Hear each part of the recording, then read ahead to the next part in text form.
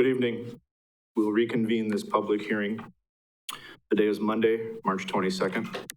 As stated in the public notice of these meetings, the Common Council of the City of Marshfield is reconvening the public hearing pursuant to Section 17.16, subsection 3 of the Wisconsin statutes concerning the verified charges filed by Andy Keogh dated January 28th, 2021, asking for the removal of the mayor and stating reasons for removal. This hearing is to continue tonight and to reconvene at 5 p.m. tomorrow, March 23rd. This hearing is to be held in accordance with strict COVID protocols. This limits the seating available to the public. However, the matter is being broadcast live on our public access station. As a reminder, I'd like to remind everybody to please turn off or silence all electronic devices. Several witnesses have been called by the parties and by the council. Witnesses are reminded that your subpoena is intended to be a continuing subpoena. While many of you may be called tonight, your appearance is required to continue for tonight as well as for any future hearing dates, unless you are specifically told you are released from your subpoena. Failure to appear at the subsequent hearings may result in punishment or contempt. With that, I ask that you stay available to be called by this body. Mr. Kalny has a few additional items. First of all, Mr. Micro. Mr. President, with regard to witnesses who are going to be called tonight, Dr. Keogh, who do you think you're going to be calling? I think Matt Sutton and Eng. And Eng, okay. Any other witnesses? I don't believe so. Okay. Mayor, for your case, because it sounds like we're going to get there, who are you planning on calling? Hap Wolfgram and Steve Barg and possibly Eric Westman. Okay. With that, I will want to address the mayor before he begins his case. But at this point in time, just like to talk a little bit about relevance. We're already spending time talking about the relationship between the PFC and the mayor. And we need to remember that this case is about specific facts having to do with how the public records request was responded to. Not necessarily why, but how it was responded to.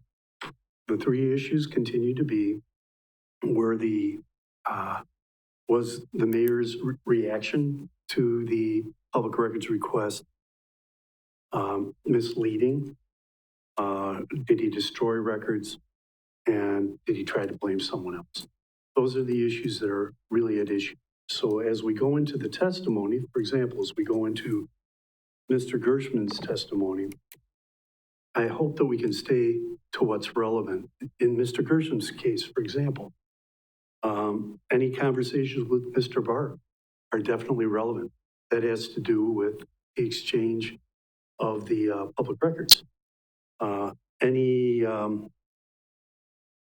understanding of the scope of the public records, what was being requested. Obviously, Mr. Gershman is certainly competent to testify to that. Why Mr. Gershman thought the mayor had emailed the chiefs would be relevant. Why the request was made in the first part, we've already kind of, to give some back. But I'm hoping that from this point forward, we can concentrate on those facts as much as possible. I've had a chance to talk to the mayor about that. I did not have a chance to talk to you about that. So I wanted to make a quick record on it. All right, anything else? No, okay. Not this. With that, having called the hearing in the matter of the charges to be considered against Mayor Bob McManus to order, unless there are any other questions, Mr. Gershman, you are asked to resume your testimony.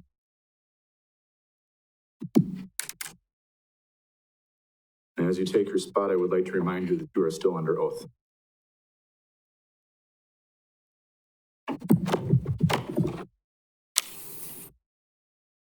All right, I believe that when we ended for the evening, Friday evening, that Dr. Keogh had an opportunity to ask some questions, as had Mayor McManus. Before we go on with the council, I just want to double check. Dr. Keo, did you have any other further questions that you wanted to ask of the witness? Mr. Witzel, Yes? I had only just started and I was in it for 5 minutes, so I've not finished the cross-examination. Okay, I was under the understanding that I had asked the council if they were ready to question, and it was Mr. Wagner at that time who said he'd like to wait for today. But yes, definitely you'll have an opportunity before the council asks. I just want to make sure that we're getting where we need to be and everybody has the opportunity. So Dr. Keo, I'm assuming then that you're done with what you had asked or wanted to ask at this time? Yes, that's right. Okay. Mayor McManus?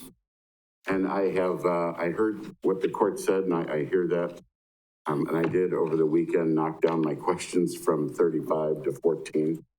And much of this we'll get to it, but I am going to ask for a little latitude due to the credibility of the witness, because these are very sensitive. Mr. Gershman, there were open records requests made of you for text messages between you and the former police chief for substantial time frames between April 27, 2020 and August 7th, 2020, between you and the former police chief. This request was made probably 4 weeks ago. Yeah. What's that? So it would have been after the complaint was filed? Yes. Mayor, how is that relevant? It's one of the main things is showing that Mr. Gershman was working very closely with the police chief. And it is, in my opinion, it is relevant, which is why I asked for a little latitude in that.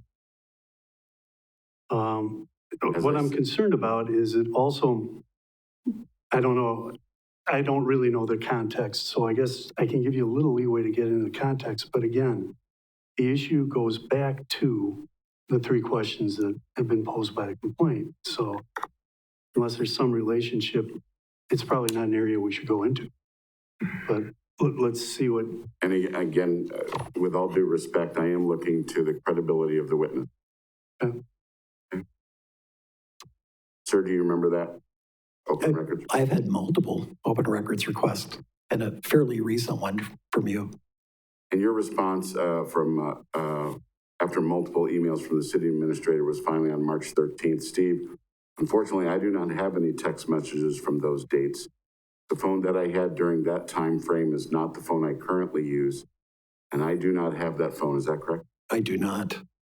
But I would like to qualify that just a little bit. I reviewed all the text messages, and I did not object to even the personal ones between me and Rick of personal nature. Thank you. So basically, we don't even have now a record, since that is gone for 10 years of being on, or 5 years of being on the commission. They would all be gone. Is that correct? Well, I've had multiple phones over the years. Texting has seemed to be more popular in terms of people being able to say, can I confirm dates or times? But sure. So you don't have those then, is that correct? I don't think so. For 10 years? Well, I don't know how long I've actually had a phone that could text since then. Fair enough. And again, as I said, Your Honor, I've only got 14 questions. I did a different open records request between you and Alderperson Spiros between the dates of July 29th through the 31st. The reason for this was there was a hearing on July 30th regarding an employment matter. In text messaging reviewed between you and the former police chief, it is time-stamped on the 30th around 7 p.m. that you had in fact received text message to the council chambers. You stated it was sent by... Oh, I'm sorry. That you in fact received by text a photo of a council chambers, and you stated it was sent by Rebecca Spiros. That was your conversation with the former chief. And yet when the request was made of you, you said you had no text message exchange during that time. Can you explain how, when you stated you received it from an alderperson when you were in text messaging with the chief, but then when it was requested, you didn't happen? How did that happen? Really good question. Just a second, please. He's kind of stretching, but yeah, whatever. Just a second, please. Mayor, we're trying a different case. Right. This has to do with whether the three allegations of the complaint are true. Whether somebody violated the open meetings law in another situation doesn't apply. If you're stopped for speeding, you don't get to say everybody else speeds too. That's not a defense. So I'm not sure where you're going with this, but it doesn't seem to be very relevant.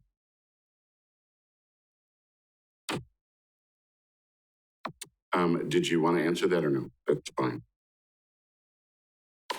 So let's just go then, since we're clearly not going to be allowed to go to those, which would be very important. In your open records request that you were requesting of me, you had several text communications with the former police chief through about 2 months, and you asked for his assistance in putting it together, in looking up phone numbers. Was there any other city staff that you asked to do that? I think the only person I contacted to get help with a few numbers, which really wasn't helpful because it was actually off your city phone, Mr. Mayor. It wasn't off your, but no, I did not. So you didn't request the help of any other city staff? No, other than just trying to compile the report that was provided by Steve Barr. Okay.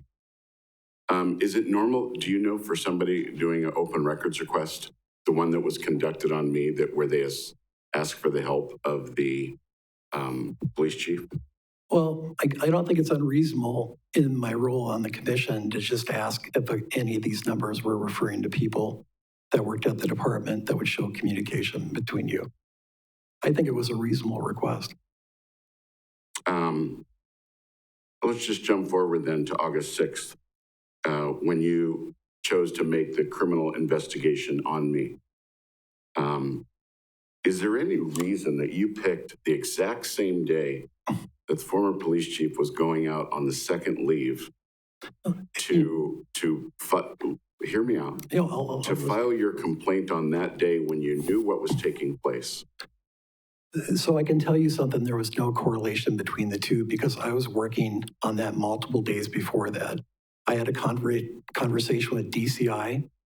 I had a brief conversation with Pat Zepps, and I don't believe I told him what the complaint was because and then I talked to Wood County, and then Wood County got back to me and they referred it out. So it took multiple days, Bob. Fair enough. What date did you actually make the complaint then to? And who did you make it to? I worked with, I think when I actually made the complaint, well, it was with DCI. I don't know the exact date, but it was within about a week of that date, Bob. But it actually came out on the 6th is when it would appear. Honestly, it could have been a couple days earlier than that. Okay. Yeah, maybe even 3 or 4 days, or even, because I think it took almost a week to find someone to independently look at the complaint. Okay. So one question the last question along that time frame, and then I'll move on to just 2 more questions if I can.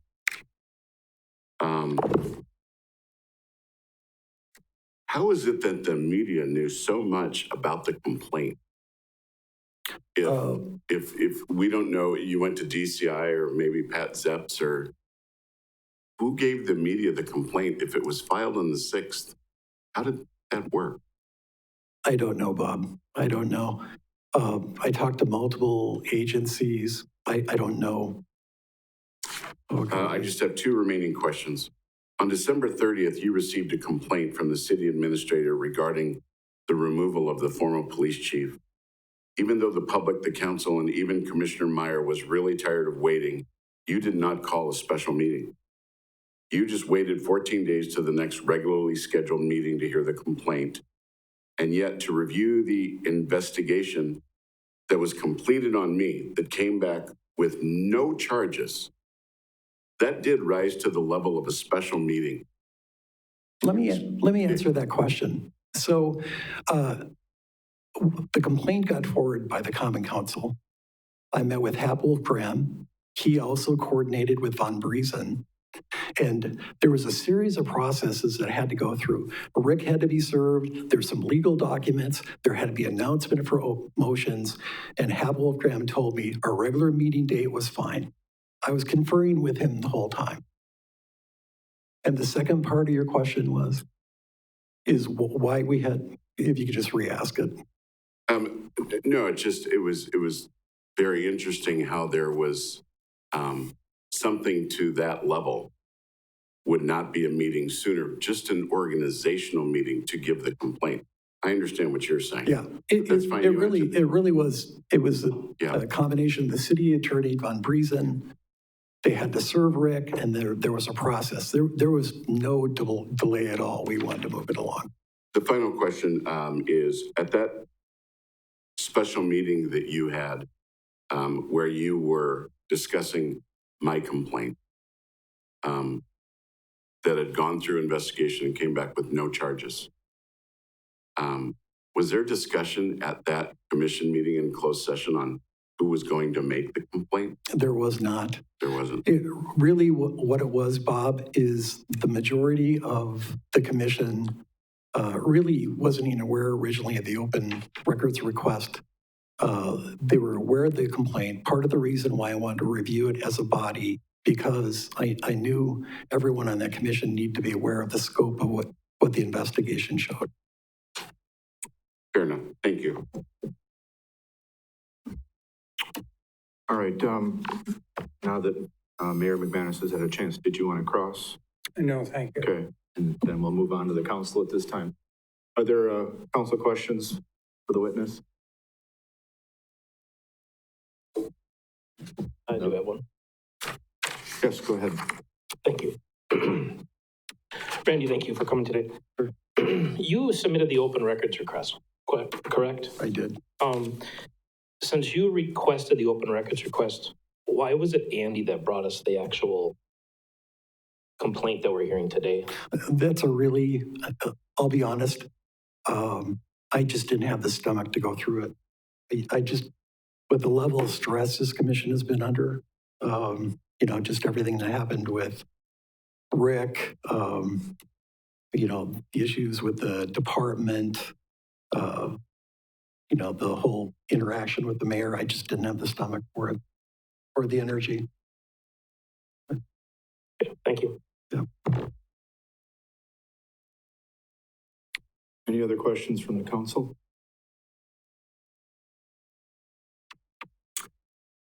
Oh, sorry, Mrs. Spiros. Randy, I just have one question. Steve made several references during his testimony that you had said to him you had strong evidence that the mayor had text messages after he initially denied texting at all. Can you give a few examples of what that evidence was? Well, I've had both discussions with both my chiefs, and a little bit less so in terms of the fire chief, but Rick told me, I know socially that the mayor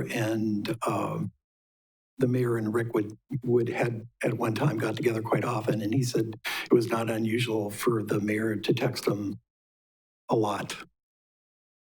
So that's how I knew. I didn't look at Rick's phone or anything like that, but I knew he was an active texting.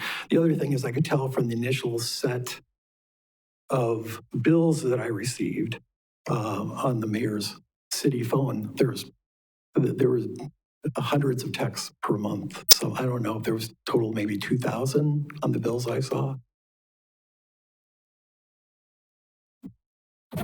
During what period? So I don't have the bills right in front of me, but I just extrapolated. There was a few months where it was like 170, 180, some a little bit more, some a little less. The old provider of the cell phone bills, I'm going in a lot of detail, I apologize, would list the number of texts on the phone bill.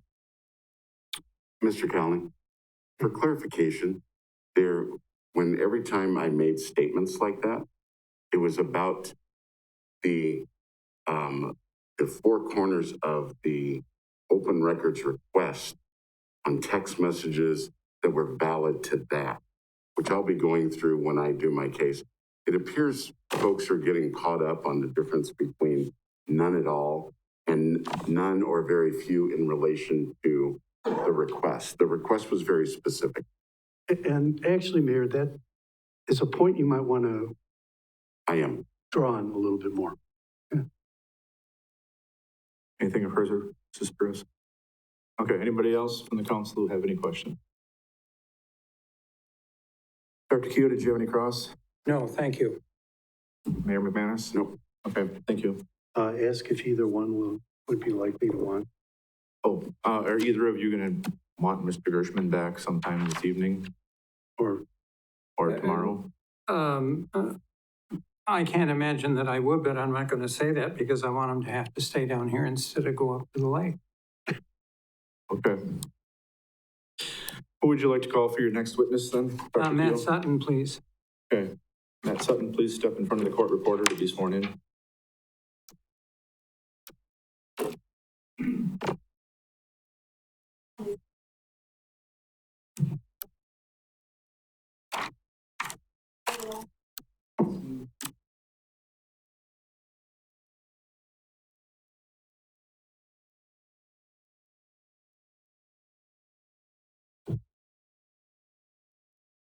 Dr. Keo?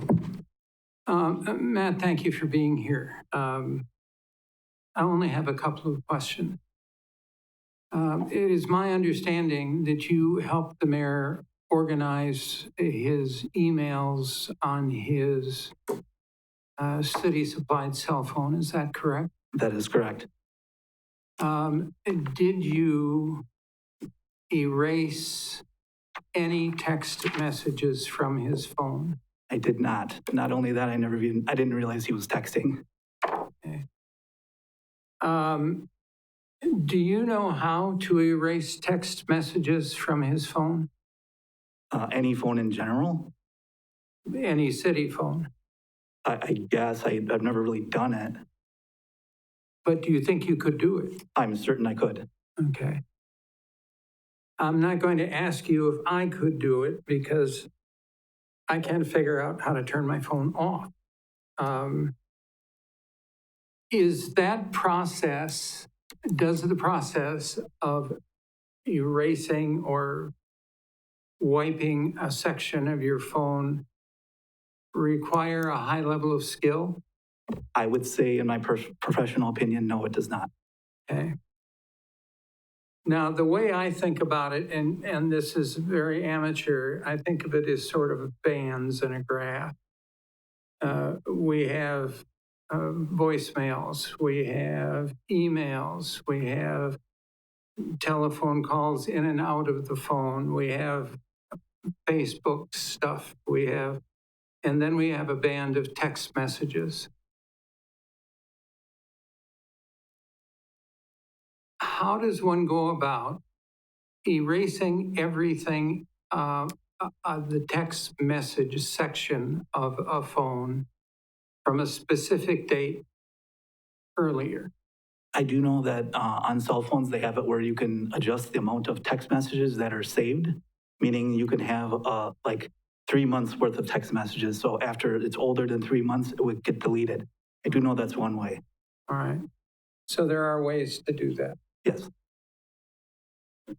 And am I correct that it's your understanding the mayor told the city administrator that you had, in working with him and his phone, you had wiped his phone, reset it, so there was nothing left? That is not true. Is that what you understood him to say? That is what I understood, yes, by the word wipe. Okay. By the word wiped, that's how I understand that. All right. And you continue to contend you did not do that? That is correct. I don't think I have any more questions. Mayor McManus? Matt, we've worked together a couple of times on, you've helped me with my cell phone. You've helped me with my computer. Would you say that I'm probably one of the more advanced technological folks out there. I heard you before, Mayor, and I don't want to poke fun at you or anything, but you're savvy enough. If that counts. And so if I say that you, if it was implied that you did anything to do with this, that was completely out of context, and that was never the intent. So I want to be very, very clear on that. And I will get into that on my testimony.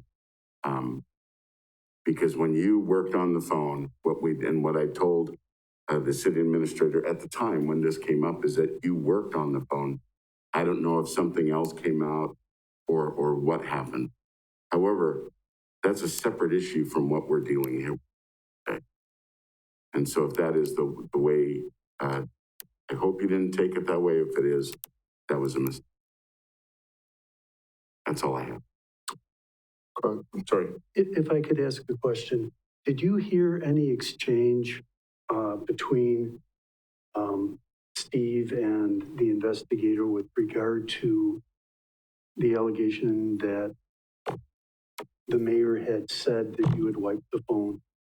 How did you hear about it? Quite honestly, how did I hear that the phone was wiped? Yeah. I guess it was mentioned during that investigation when they were asking me about his phone. That's literally probably where I learned it. I don't know, not 100%, but it was during that investigation. And you didn't hear the mayor say that? That himself to me, no. You want to cross, Dr. Keel? I think not. Council members, any questions? Mr. Wagner? Thank you, Mr. President. Matt, you did help the mayor with his phone and setting up email accounts and that sort of thing. I believe there was a memo in the file that you also helped empty a recycle bin. Can you tell us about what timeline you did that in, about when in his career that was? It would have been early of 2020. Early of 2020. So we were in this building. Actually, I came to his office. Okay. Did you also help him when he came into office? Did you help him set up his phone? Did you give him his phone at that time? I was actually in his office at the time. There has been occasions where he's come to my office, but I couldn't recall what days. You also said just a few minutes ago that you were not aware that there was any texting. Is that right? Yeah, during the time that I had his phone.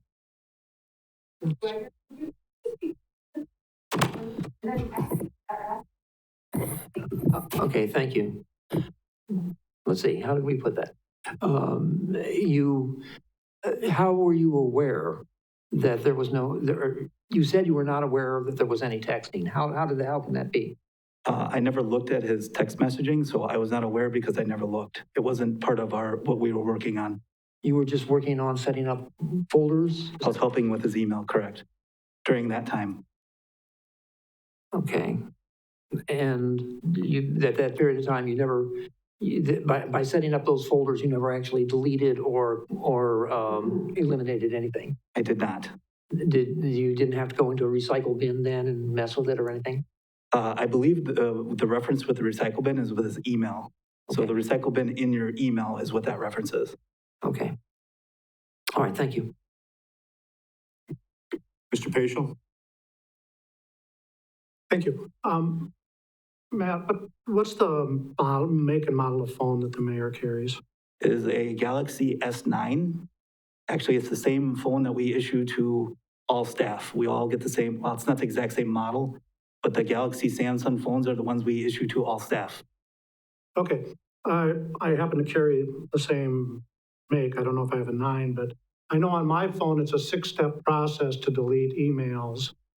You said you don't know the process? For deleting emails, I do. Emails are stored on our server. I'm sorry, I meant text messages. Yes, there is quite a few steps to actually delete text messages as far as I'm aware. Okay. Can you explain those to the rest of the people here who may be Apple people? I guess the key thing is you have to go to actually delete the text. I mean, there's multiple ways to do it. If you're deleting text messages that are from a certain date, there is a setting inside of the settings, and I don't know it off the top of my head. It's one of those things I have to look at the phone. But it is a little bit of a process because you got to go, like you said, many layers in to even get to that setting. I don't know if that's a good enough explanation or not, but. And would you say that's something that you can do accidentally? I would say that you should not be able to do that accidentally. It would take some effort. Okay, that's all I have. Thank you. Mrs. Spiros? Thank you. Hi, Matt. I just want to talk to you and reconfirm some things that Steve Bark said, or check with you on your opinion on what Steve said. When Steve testified, he got concerned because this is a quote that he used, the mayor had said that you had wiped his phone clean and did a total reboot. Can you first explain what it would mean if you wiped a phone clean and did a total reboot? What that would mean is it would reset it to factory, meaning that anything that was on that phone, anything at all, would have completely erased. In order for that to happen, I would have had to reset up his email because we have email on most of the city issued phones. So everything would have to be reset up.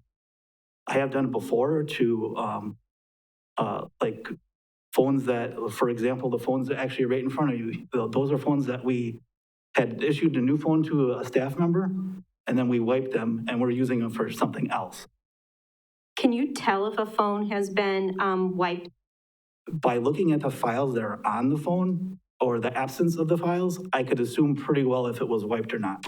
Okay. Steve also testified that he talked to you pretty immediately after the mayor had said that to him. Do you have any recall of that conversation with Steve? I do. When he called me, and of course I heard his testimony too, it was pretty much right after he had heard that I got wiped. So I guess going back to the case, that would be the first time I actually heard that was right from Steve. Okay. After a local news media on Focus published an article on 115 entitled Investigation Reveals Mayor Bob McManus Accused City IT Staff of Misconduct, where your name was mentioned, has Mayor Bob McManus met with you? He did stop in my office shortly after that to apologize. He says he did not want me in this situation, and he apologized. That's the only conversation we had about any of that. Did you get the impression that he was apologizing for blaming you, or just the fact that you had made it into the newspaper? I was actually thinking about that too. I think it's just because of the whole situation. So he was apologizing for the whole situation. Okay, thank you so much. In my opinion, of course. Okay, thank you. Bargander? Thank you, Mr. President. Matt, how many years have you worked in the city IT department? I've been here a little over 7.5 years. Okay. Have you ever been accused of any type of misconduct while you've been employed here with the city? I have not. Okay. What was your reaction when you found out the mayor said you had wiped his phone? I was a bit shocked. I wasn't really expecting that, especially since it's something that is so rare that I would even wipe a phone. So I guess I was shocked. Okay. As a city employee, do you feel betrayed by the mayor? I don't necessarily feel betrayed. I guess I don't say one way or another. It was a weird incident. It could have been misinterpreted by the mayor. Maybe he thought that's what I did, but in reality, I did not. Okay, thank you, Matt. Yep. Any other questions from the council? Mr. Wagner? Yes, thank you again. Just something you said just raised a couple of questions in my mind that I just want to get the process right. With the city phone, we archive emails, is that correct? Currently, we do now. We did not in the past. Oh, emails are always archived. Okay. Yes. All right. And also, what about text? Are text archived? Texts are archived as of a couple weeks ago. I think we actually got the archiving through, but in the past, they were not.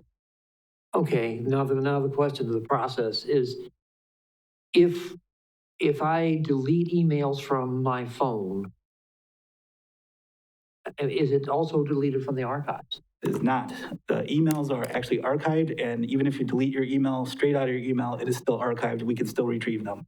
What about what about the text messages? Are they lost when they're deleted out of the phone, or are they going to be archived also? Since now they're archived, even if you delete the text messages from your phone as it stands now as a city employee, they are archived so we can retrieve them. In the past, we did not have that. Now we do. So there's no way of retrieving any text messages that were perhaps on that phone that might have been deleted. That is correct. Okay. Thank you very much. Any other questions from the council? Anything further, Dr. Keo? No. Anything further, Mayor McManus? Yes, I'd like to ask just a couple of questions, Matt. And Mr. Wagner just went part of the way.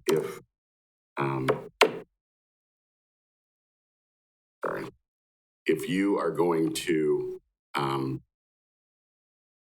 we'll just use the word reboot, even though I don't know if I'm saying the right thing. If the phone is turned off or crashed, whatever it does, and the emails on there are still archived, regardless of turn it on, turn it off, the phone crashes, whatever, it's archived in the system. Is that correct? That is correct. And you're aware that the mayor Facebook page was being originally administered from the city, and the intent then that it was archived. Are you aware of that? I know a little bit about it. I was not part of the Facebook archiving or any of that stuff. But so the question there is if that were being archived, then irrespective of what would happen to the phone, rebooted, lost, whatever, all of the information that was on there would still be archived, just like the emails. With the text messages or Facebook? What's that? With the text messages or Facebook? With Facebook. I guess it's, like I said, that'd be more of a question for Eric, because he's the one that deals with the archiving for Facebook. Right. But my understanding is, yes, anything that was on there could be retrieved. Right. And so it would, at least with somebody, my experience in technology, and again, I'm not blaming anybody, but if emails are being, no matter what happens to the phone, whether it gets, anybody wipes it clean or it's lost or it's gone, it crashes, it does whatever, those emails are still archived. That is correct. That is correct. No matter what happens. And even now, like I said, since we started the text archiving, that is also the case for text messages as it stands now. The problem that was there has definitely been resolved because it is now archived. So no matter what happens. Okay. Thank you, Matt. Yep. All right, I believe we're done for now. Thank you. Dr. Keo? Eng, would you take the hot seat for a few minutes?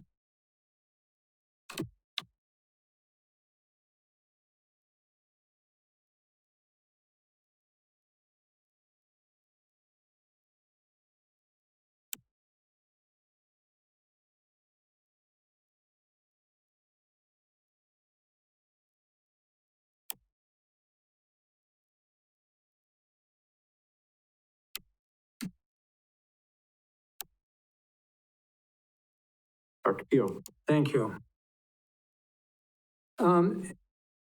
Eng, you provided a number of documents that were reproductions of phone bills, that kind of thing. Did you note text messages on those bills to and from the mayor? I don't recall, providing those documents myself. Again, they could have received those phone bills and whatever through finance department or other places. But regardless, we do have a mean to provide the phone bills. But the text message that are being, used, the detail of that is called CDR, call detail record. And those information may or may not be on the phone bill. I have to look. I know the call, usually when you make a phone call, they might have the CDR if you have a long distance call. But a text message, I'm not sure if the CDR is part of the phone bill or not. I have not looked at that myself. If you didn't provide those records and I was told that you had, who did provide them? Again, they could have obtained it from finance departments or, because usually when the open records request comes in, we only deal with emails and the text messages or Facebook. Those are the three main areas that we handle. The other ones, someone else can easily. Or the Facebook.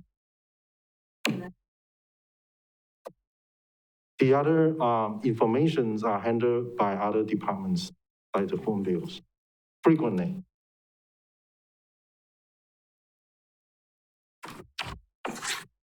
So you do not know whether or not the mayor engaged in text messaging or not?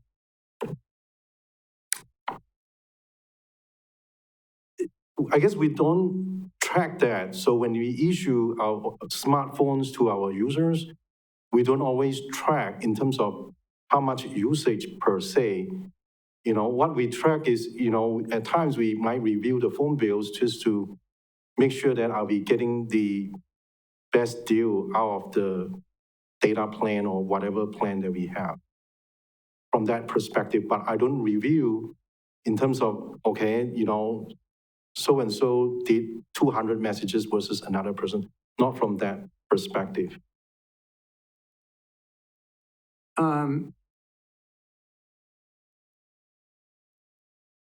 You've heard Matt's testimony about wiping of the phone and so on.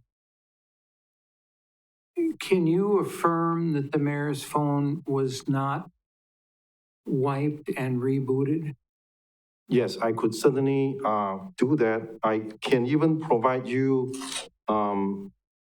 the image that we have captured on that day. May I pass this to them? It might be part of the exhibit, I'm not sure. I think it is part of the. Yep. So what we have captured is essentially the files that exist on the phone at that time. So example would be, there are some documents on the phone on March 14 of 2019. There were a number of them exist. And some of these files exist when you use your phone. Say, for example, you decided to look at the meeting agendas of a certain meeting. When you click on that, it actually downloads the file into the hard drive of that device, and then it opens up. And because of that action, a copy of that file exists on your hard drive. Again, hard drive may not be the right words, it's the memory, the persistent memory of that device. And you can see that if you have done a lot of that, a lot of files are still there. So if you have wiped a phone, those files would be gone. So by the existence of those files, you can be sure that it was not wiped, at least not, on that day. So.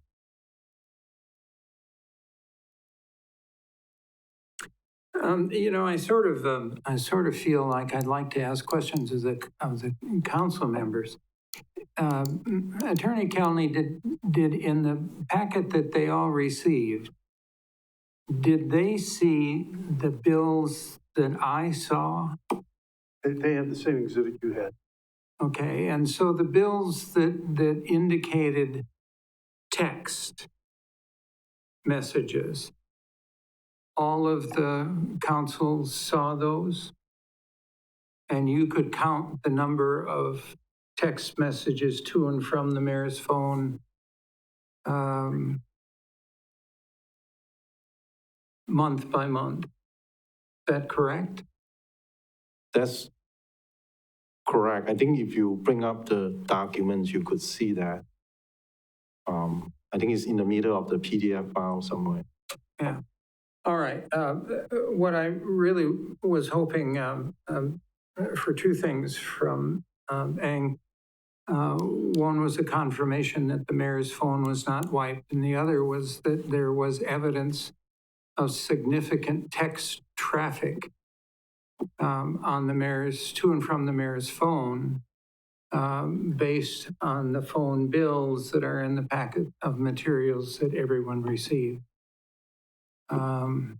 I really don't have, maybe I should have more than that, but that's really all I was hoping that Eng could. Do we have that exhibit? I'd ask the clerk. It would be charging 1. And it's those items in the spreadsheet. I think there's. No, they were actually copies of bills. Right. And there would be that spreadsheet that indicates.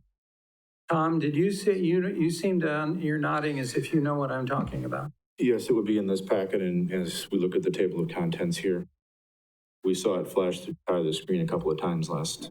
Yeah, if you could spin that so we can look at it, tell us where they are. Mr. Cowley, I think what's important here is that, as you stated earlier, is we stay in the confines of the open records request, and in the open records request, to my understanding, it was not about all text messaging. I think that's coming in now, and it's rather convenient, but it's not about all that. It's about the text messaging related to this request. It's fine to have the traffic and everything. However, when I present my case, and as you see even further in this exhibits, we have text messages, and we will get to that. But the text messages that we're talking about in this are related to this request, and that's different than everything else. I just want to make that clarification. Sure, it seems like I recognize that's part. It seems like we keep going down a certain point, and it's not relevant to this. Mr. Cowley, it is relevant because we don't know what those text messages said. They could be filled with relevant materials, but they're gone, and we don't know. And it was your responsibility to preserve them. If I could back up, I believe one of the last exhibits is related to Mr. Eng. These are the bills that you had already testified. You didn't pull these, right? I just don't remember because I don't always normally handle, or our department don't normally handle. If we could go back to the title page very quickly, please. Okay, flip it over. Okay. What item is it? Unfortunately, I can't read it. Yeah, I think in terms of phone bill, I think she was in that vicinity at number 8. Number 8, you believe?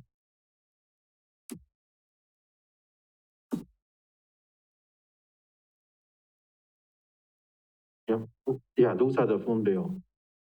Those are the phone bills. Yep. And I'll go back to, yeah. So example would be, scroll down a little bit more.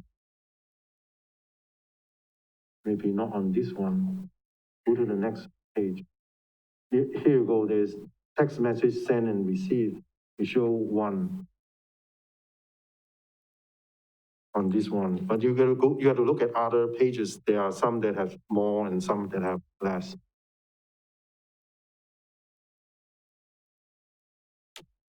Now, at one point, you actually take possession of the phone. Is that correct? Yes, that was in, I think it's September of. Now, did you look at that phone to see if there were text messages on that phone? Yes. Okay. And I believe that's one of the exhibits. Again, I can't read it, unfortunately. Yeah, by the time we were looking at the phone, I think it was September 21st or 22nd, around that time frame.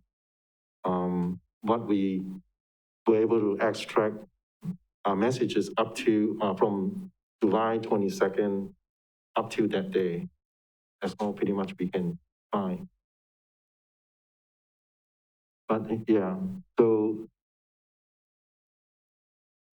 be aware, the core detail records, the page that you see all the numbers, those are voice, not text. So don't, now, for example, is on this one, you will see 45 send message and then 91 receive.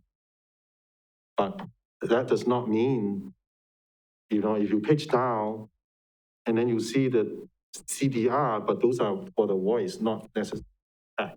I just don't recall they put it in on the phone bill or text messages.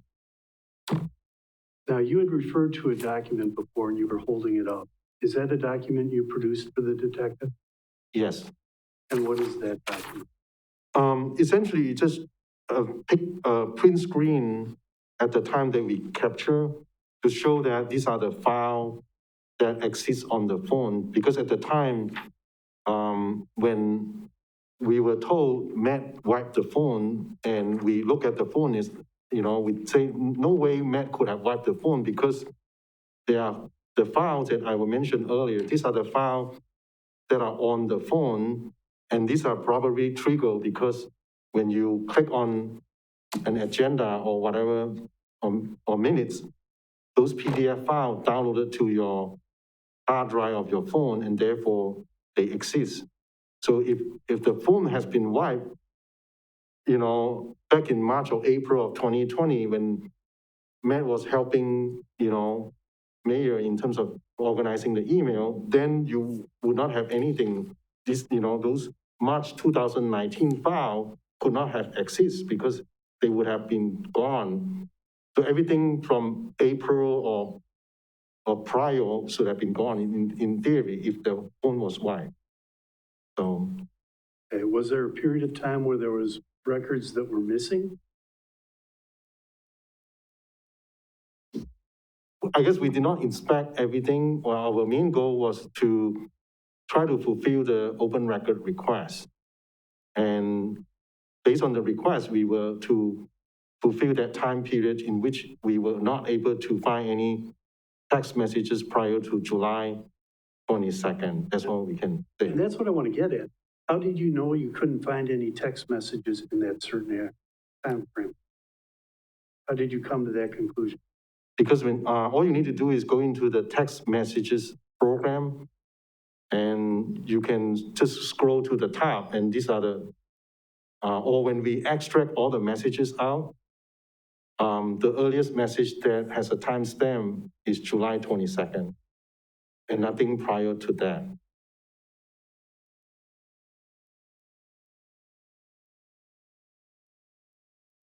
And then how many text messages after July 22nd you were? No, I guess usually when we, you know, do an extraction, we just try to match whatever criteria that was asked of us. We don't necessarily count how many messages.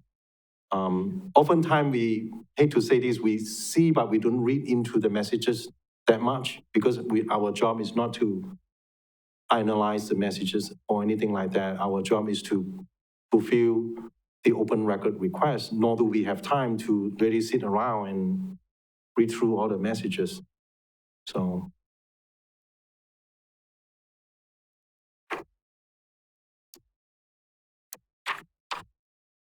Keo? I don't know if this is helpful or not. I mentioned it last Friday. I took those bills and from July of 2020 to April of 2019, the bills indicated there were 1,090 text messages to and from the mayor's phone. This is actually something that you should testify. You're kind of testifying. You're not really asking a question, unless you want to ask Mr. Ang if he had done that same calculation. Yeah. Mr. Kelly, can I object? I need to get clarification from you. Are we talking about all of the text messages, or are we talking about the text messages that are in the context of the open records request, which is why we're here. I believe we're talking about all of them at this point. So we are. Yes. So we're going outside of the bounds of the request. I don't necessarily agree with that, because there's a concern about destroying text messages in general that's raised. Thank you. Dr. Keough, anything else? No, other than to comment, I guess, that it is very relevant. We don't know what was in those 1,090 text messages. Many of them could have been very related to the open records request, but we will never know because they were destroyed. And that would be a good argument at the end of the case. Mm-hmm. All right, Mayor McManus? Mr. Ng, I asked Sutton this as well. Regardless of what happened to the phone, whether we're going to call it reboot it, wipe it clean, I'm very sorry. I'm not a technical person. I have a completely different profession. So I don't know all the buzzwords and everything else. I'm just going to ask you the same question I asked Mr. Sutton. If something happens to the phone, it gets wiped clean, it gets booted, it gets lost, whatever. If the emails are deleted, are they still archived in the server? Yes. So it is very clear somebody could really believe that that is the way the whole system works. Would you agree with that? I see your points. It's possible that someone assumed that we archive everything across the board. Thank you very much. That's all I have. Any redirect, Dr. No. Keough? Okay. No. Council members, any questions? Mr. Argander? Thank you, President. I kind of asked Matt the same question. As the director of the city IT department, what was your reaction when you found out that a member of your IT department was accused of wiping the mayor's cell phone? I mean, my first thing is to talk to Matt at the time to see what his take on this. And then, because we got the phone at the time, back in September of 22nd, around that time frame. And I think it might be on that same day, therefore we took a picture of the file structure of that phone, and we can prove that that's not the case. Now, oftentimes we do reserve the judgment on anybody. The reason is we have seen users use terms that are misleading themselves. Let me give you an example. When we ask a user, have you rebooted the machine? They say they did. And then we say, and then we ask them, can you do it again? Sure. Within 2 seconds, they say, oh, I rebooted my machine. We were saying, no way you could reboot that fast. And then guess what? What they did is they turned off and on the monitor, and they call that a reboot. So we oftentimes, try to keep people, maybe the wipe could mean something else, and things like that. So, but regardless, we just want to make sure that the administration understand, we know we did not wipe the phone, and then we capture a proof of that at the moment. So. Well, thank you for being very thorough. You're a valued employee here at the city of Marshfield. Thank you. Thanks. Any other council members with questions? Mr. Paschal? Thank you. And we've heard that the phone was not wiped, but how do we know that?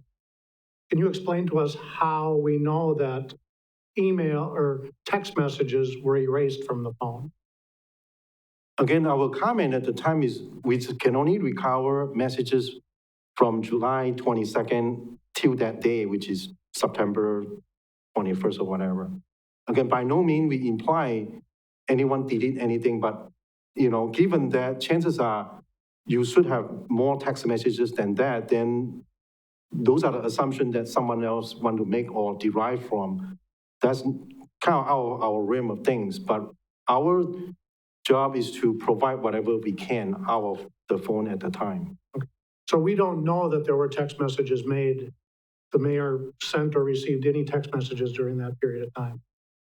While you could say that could be a potential answer, however, if you are in technology long enough, you can easily tell, I mean, some of us in IT, we can easily tell you that if you have an array of hard drive, you can afford to lose one and you have not lost any information at all, called RAID, RAID. The reason is you can uncover potentially enough information from other places where the information have been kept. So as an example would be that if you found text messages between the mayor and Rick or the mayor and Scott prior to July 22nd, then you could derive from that there must be something missing then. And was that the case here? I would say so. Yeah, because technically, if you have email, text messages involving parties of 5, for example, technically all you need is 4 phones. You can reconstruct everything that is on that 5 phones that were communicated. And was that done in this case? No, because the open requests that we receive, our job is to extract messages or whatever the communication between a certain time period. We were not told to analyze any of this, nor is our regular duty to analyze what is missing or what is on this phone but not on that phone or anything like that. Thank you. Yeah. Mr. Hendler? Thank you, Mr. President. Ing, let me ask you, I'm perhaps like everybody else with technology. I think it's kind of past my age.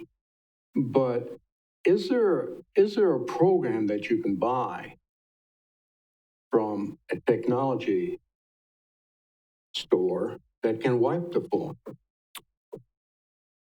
You do not need any software. If you are talking about wiping a phone, you can just go through the step to do a factory reset. That will take you, a few steps to do that. Or if you are referring to wiping the text messages, it takes about 4 steps. You go to the setting of a text message program, and you go to, the next screen. I forgot the exact step, but there is a delete all messages. And then when you get to that screen, you can specify, there is a default 30 days, 60 days, or you can custom so that I can wipe any messages older than so many days. I mean, it was intended to save space on your phone. So one would imagine that might have happened. Again, just my guessing, that by no means, is the evidence.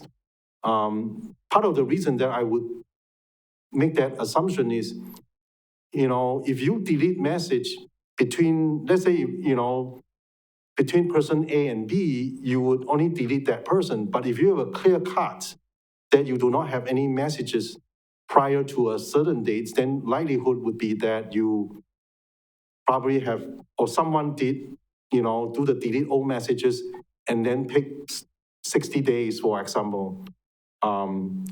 And then you go back in and then you change it back to do not delete. So when we get the phone, it says do not delete, even though, at one point it might have been changed to delete 60 days all messages and then come back to make that change. Well, the reason I ask that is if there are 1,000 or so, whatever the number is, that don't exist anymore, I was wondering if there is it would be a tedious process, what you just said, to go through 1,000 emails or texts to do that. So I'm asking, is there a program you can buy that can do the whole thing for you? That's what I was just saying. You do not even need a program. It's already built in right on your phone. So you just go in there, you go to the settings, and then a couple more steps, there's a delete all messages step. You can select, I want 0 day or 1 day, then all the messages older than 1 day would be gone, just like that. Okay, the other question I have is when the mayor took office, the phone that was given to him, was that the previous mayor? Typically, yes. Okay, you obviously had to sanitize that phone, correct? I could not recall because frequently what we have done is, within reason, we back up the phone content. If we upgrade a phone or whatever, we back up the phone content and then apply that to the next phone. But if you are passing a phone from one person to another, we simply provide that phone from that, if this person is taking over the predecessor position, they will inherit that phone, including the messages and emails. Part of the reason is it could be, messages that they need to know, or emails and so on. Okay, thank you. Yes. Mrs. Spiros? Thank you, Eng. I'm a little confused now on the dates, so I'm trying to get those clarified in my own head. So you said there were no text messages recoverable before July 20th. Did I get that correct? If I'm not mistaken, it was July 22nd is the last date that we have messages. So nothing prior to July 22nd. Roughly, again, I believe that's what is in the report Okay. of 2020. Okay, that's confusing to me how you're saying that. So you could see messages after July 22nd, or you couldn't? You could see July 22nd all the way to September. Okay, so the messages before July 22nd are gone? That's correct. Okay, so if I'm looking at the bill from, and what year did you say? So before July 22nd, okay. So if I'm looking at this FirstNet bill that says May 11th of 2019, and it says there are 81 unlimited domestic messages, we would have to believe that there was at least 81 messages in the month, from the month of May 2019, or probably April 2019, since the bill came in May. That's correct. Okay, and then I have a thought. So there's definitely messages missing according to the bills and what you're telling me. Yeah.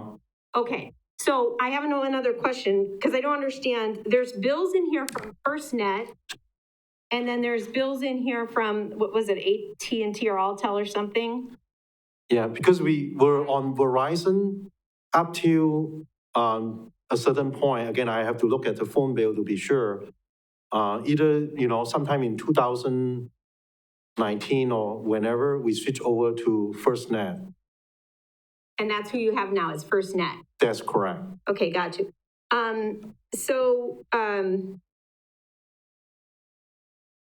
Going back to some of the things that are being said, so I'm just trying to clarify them. It doesn't matter if you delete an email, not a text message, an email. If you delete it off your phone, if you delete it off your computer, if you delete it off of your home computer, it doesn't matter. It is backed up and saved on our server and has been for a very, very, very long time. That's correct. Roughly 7 or more years ago, we started the email archiving. So the way it works is this. If you look at your phone, the message is gone. And then you ask, how do you recover that? The way archiving works is this. When email comes in, a copy of that email is being archived into a separate system. And that's what email archiving is. Similarly, with text messages, it's a different mechanics in the background because we do not own the carrier that do the text messages. So we have to sign up with a third party that Smash, in this case, that do text archiving. They essentially have to put something work with the carrier. I'm not sure exactly what they do behind the scenes, but we have to sign up with the carrier and with them, and they work with the carrier to enable the archiving. Again, when archiving happens, is a copy of whatever is incoming or outgoing get back up into a separate system. So when you ask us for, let's say, email, back to email again, you wanted to you have open record request, I want an email from a certain date and time with certain keywords, we actually are not hitting our email server at all. We are actually hitting the email archiving server to retrieve those information from there. And similarly, with text messages, I also want to point out too, with text messages archiving, it only archive from the point of activation. So if we activated this back in January, late January or early part of February, when it finally gone through, that's where the messages that we have been able to archive, those are the ones that you can retrieve. So if you ask me for any text messages prior to that date of activation, we still could not get it out of the text archiving system. Got you. So as a follow-up, what I hear you saying is if there's an open records request and they're requesting emails and text messages, you have the ability to recover any email. You can find them. Yes. You cannot find text messages if they were deleted by the user. That's correct. That's all I needed to know. Thank you. Bucky? Thank you. So this is very complicated. So if I'm hearing you writing, we could go back, or somebody could go back to the carrier, whoever it was, and get text messages. Is that true? Yes and no. When we check with the carrier at one point, I believe they say 2 weeks max. So if you ask me to go back to FirstNet or AT&T, and you want the text messages and you have the subpoena from the court or whatever, they will be able to provide you up to a certain time period. You have to understand, they have text messages of everybody, and there's always a limit, on how much a server can hold. Again, the answer that we have received at one point was like 2 weeks for sure that they can retrieve. Anything older than 2 weeks, they may not be able to do so. Again, that could be a limitation of how much disk space they can hold all the messages. So did anybody ask the question if they had those back then, or like you said, they normally go 2 weeks and then they delete them or whatever? We were asked that question. I could not forget by who or when, but over the years, yes, someone did ask us that question, and we did, ask the phone company. Again, I just want to be clarified. There's two components to this. There's the call detail records. It just means all it is who called, who, when. That's all you got. And that could go further back. And then there's the actual content of the text messages. And those are limited to, again, I could be wrong. Again, the person that we asked at the time told us 2 weeks. And they say maybe up to 30 days, but 2 weeks is what they were willing to say for sure. So I don't want you to come back and say, I was able to get it for 30 days, and you were telling me 2 weeks. This is what we have been told, and to be on the safe side, they might be giving us a smaller number. They probably can do 40 days or whatever, but again, those are out of my hand. This is what the phone company can do, and what actually they can do is really not what we know for sure.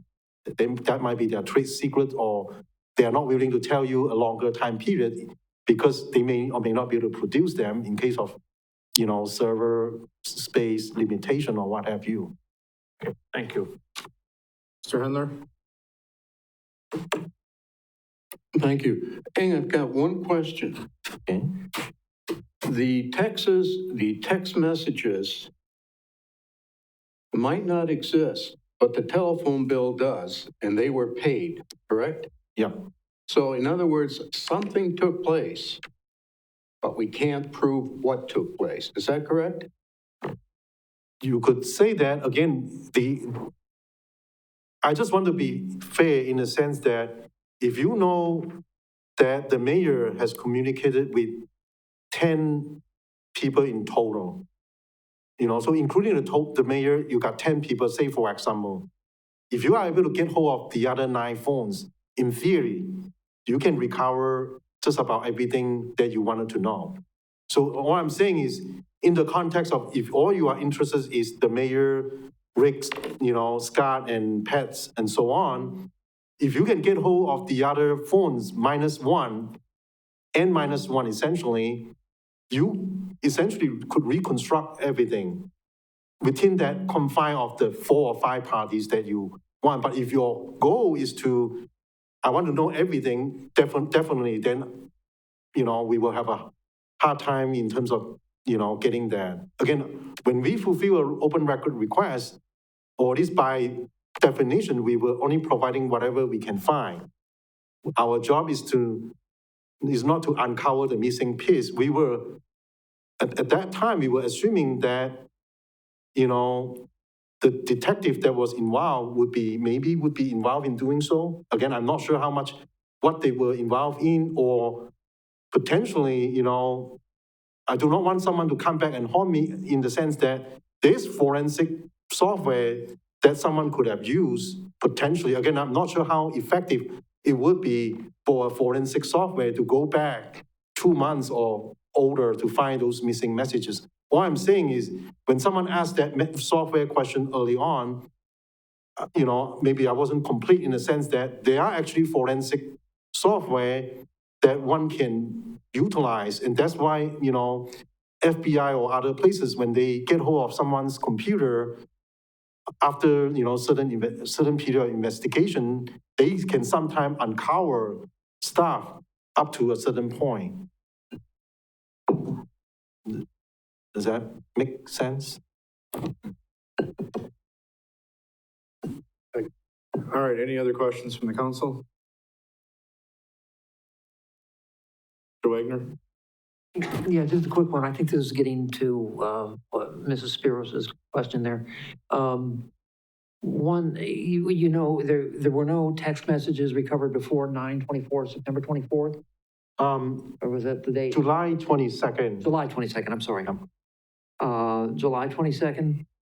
The mayor had that phone since he took office though, right? So about 2018?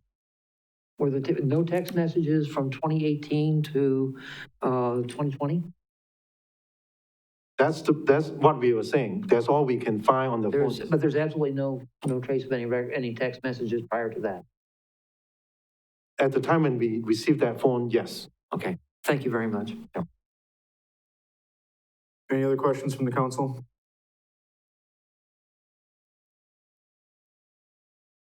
Dr. Keough, anything else further? Mayor McManus?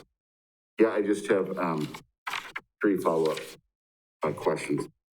Mr. Ng, have you, just in what you're saying, do you think that different terms mean different things to different people, especially in the IT world?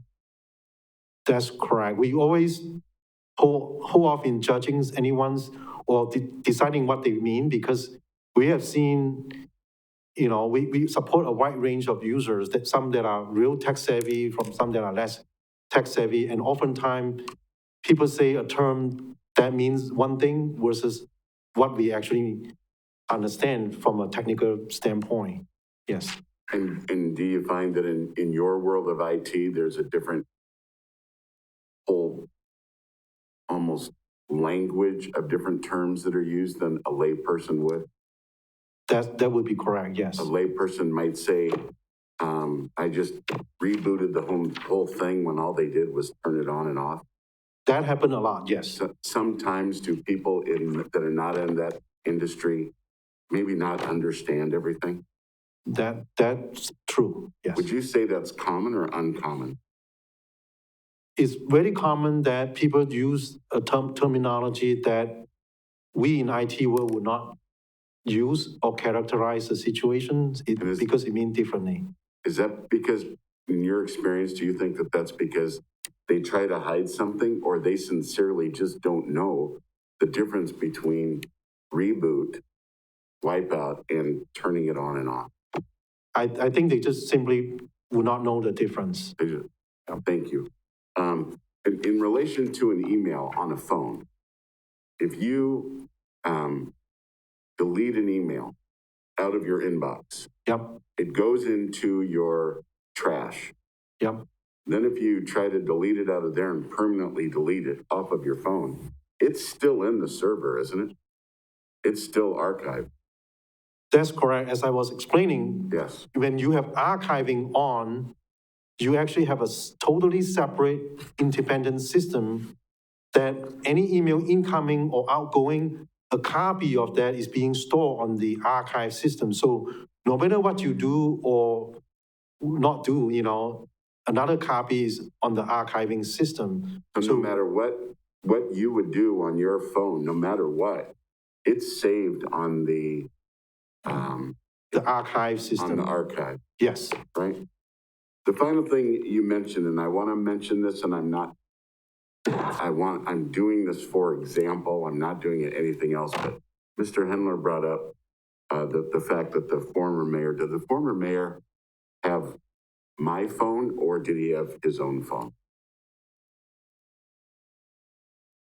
Or was it a city issued phone or his own phone? Okay, he has a unique situations because he was working for the UW at the time. At one point, as far as I remember, he has a share cost phone between the city and UW, something like that. And then we said, yeah. Yeah, okay, so let's forget that question then. Yes. Or not forget it, but let's just take a look. If somebody was given a city issued phone. Yep. Their term was up or something happened and they no longer did whatever. And the phone was given back to you. Would you then archive everything that was on the phone? We don't have to archive everything because email is archived automatically. Right. We might clean up in terms of deleting the application program that the next person would not need. Okay. Yeah. Thank you very much. You're welcome. I just have one question to ask. You referenced a couple times about how if you went out to other people, you could collect the email, the text reconstructed effectively between those other individuals. Yeah. Now, in this case, were you asked to look at anyone else's text messages? Did you retrieve any and try to do that with regard to text messages in that period? No, because, it's not something that we would do. In part is, if you look at the open record requests, some of the requests is about between, the PFC members, the Police and Fire Commission members, in which the city does not have a city issue phone, so we could not easily obtain those phones. All I'm saying is, if it's among the 4 or 5 city issue phone, you can have N-1, and in theory, you could still read all the other messages because, what is between the mayor and Rick is on Rick's phone, even though you do not get it from the mayors and so on. So in theory, N-1 would apply if it's only the city phones, but if you involve more than just the city employees, then it does becomes a complicated. Again, if all the members of the PFC willing to turn in their phone, in theory, one could look at all the messages and able to find all the missing messages. In theory, but again, there's a lot of works to really narrow down that. All I'm saying is, theoretically, N-1 could happen because in our IT world, we don't lose sleep when one hard drive fails. And I just want to share that knowledge because the technology is built with, with the RAID technology, we sleep with no problem, knowing if one drive fails, all the information is there, the system would actually rebuild itself over to the spare drive and things like that. I just want to share that possibility, because I overheard from Friday that some of you have thought that some of the information would be lost forever. While it might still be true, all I'm saying is, as long as if you are able to show that it's only N-1, technically you could potentially, rebuild everything to exactly what it was. And this, I'm a little confused about this. In response to the investigation, did you get the police chief or the fire chief's phone and look at that for text messages? Yes, not at the same time because there were different requests come in. We did have quite a few requests. So over time, so the answer is yes, in the sense that we got Rick's phone at one point, Scott's phone at another, and so on. So do we have a backup of all of those phones now? anyone that we have touched at that point in time, we did make a backup of that. Just so that because we need to back up the phone in order to retrieve the text messages. So, yes. And did you find any text messages in the fire chief's or police chief phones during the period of time between, what is it, July and September? Again, I did not read into those messages.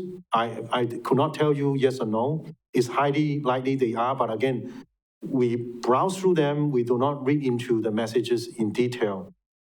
Yeah, we only fulfill, okay, whatever the request came in at the time, if it's, between March 1st to July or whatever, and we retrieve those messages. And oftentimes, I'm not the person doing it. I might get involved at times when there's technical difficulties or question that they need answer for. But usually Matt is the one that handle the text messages, and then Eric is the one that handle the email. Oh. Are we, last one? Sure. Spiros? I agree, this is really confusing. So in regards to this open records request, it wasn't just an open records request regarding Rick, Scott, and the mayor. There were keywords in terms that they were looking for. So you say, yes, we could recreate all these text messages. So say person A deleted text messages, but person A texted person B and C. What you're saying is you could grab B and C's phone and you could find those text messages. But if person D, E, or F were not city employees or were members of the commission who don't have city issued phones, you would not be able to get those because you did not have their phones. That's correct. So person A could be texting with person D, who isn't a city employee, and you would have no knowledge of that because you never looked at person D's phone. That's you would correct. have no way to find those. That's correct. But you would find the information from person A's phone if you are able to. If they didn't delete it. Yeah. Okay. And just one more time. We have bills that show there are text messaging. These bills are specific to the mayor's phone, correct? I believe so. What is included in the Exhibit 1, okay, they are mostly mayor's phone. Okay. And so those bills show there are text messages. Yes. But the phone shows there are no text messages. No text messages prior to July 22nd. Yes. Thank you. Dr. Keough, anything else? No, thank you. Mayor McManus? No, thank you. Okay. I believe we're done for now. Thank you. Thank you. Dr. Keough, anybody else? No, I don't think so.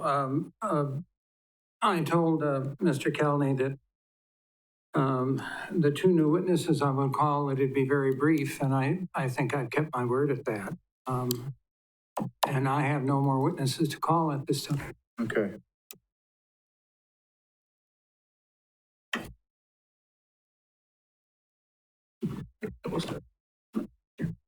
All right.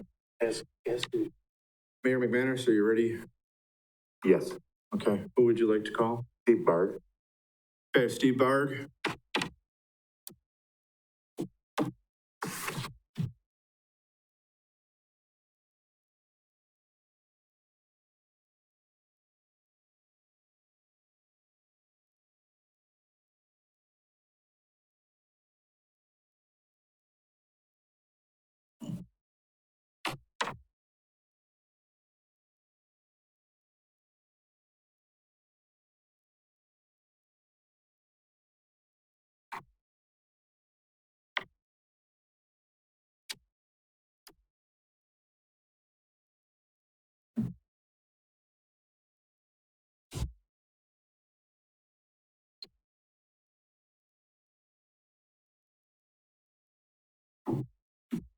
Do I need to read?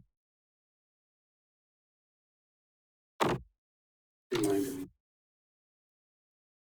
As you sit down, I will remind you that you are under oath.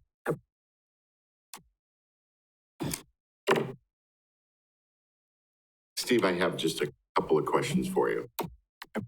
The first one is rather lengthy, so let me get through it. Although I didn't think we had anything on this topic, it would appear that between you and I, there was about 420 or so exchanges. And it looks like about 2 exchanges that equivocate to about 6 texts that would fit this request. I'd like to read those to you. On June 6, 2019, you received from me, have you heard of the ambulance contracts were approved? What was the count? I received from you, they're supportive, but they have a couple of issues to resolve. No action. Recommendation occurred in open session. Unless you disagree, I'll be bringing this to Common Council in closed session on 6/11, just for an update discussion, no action.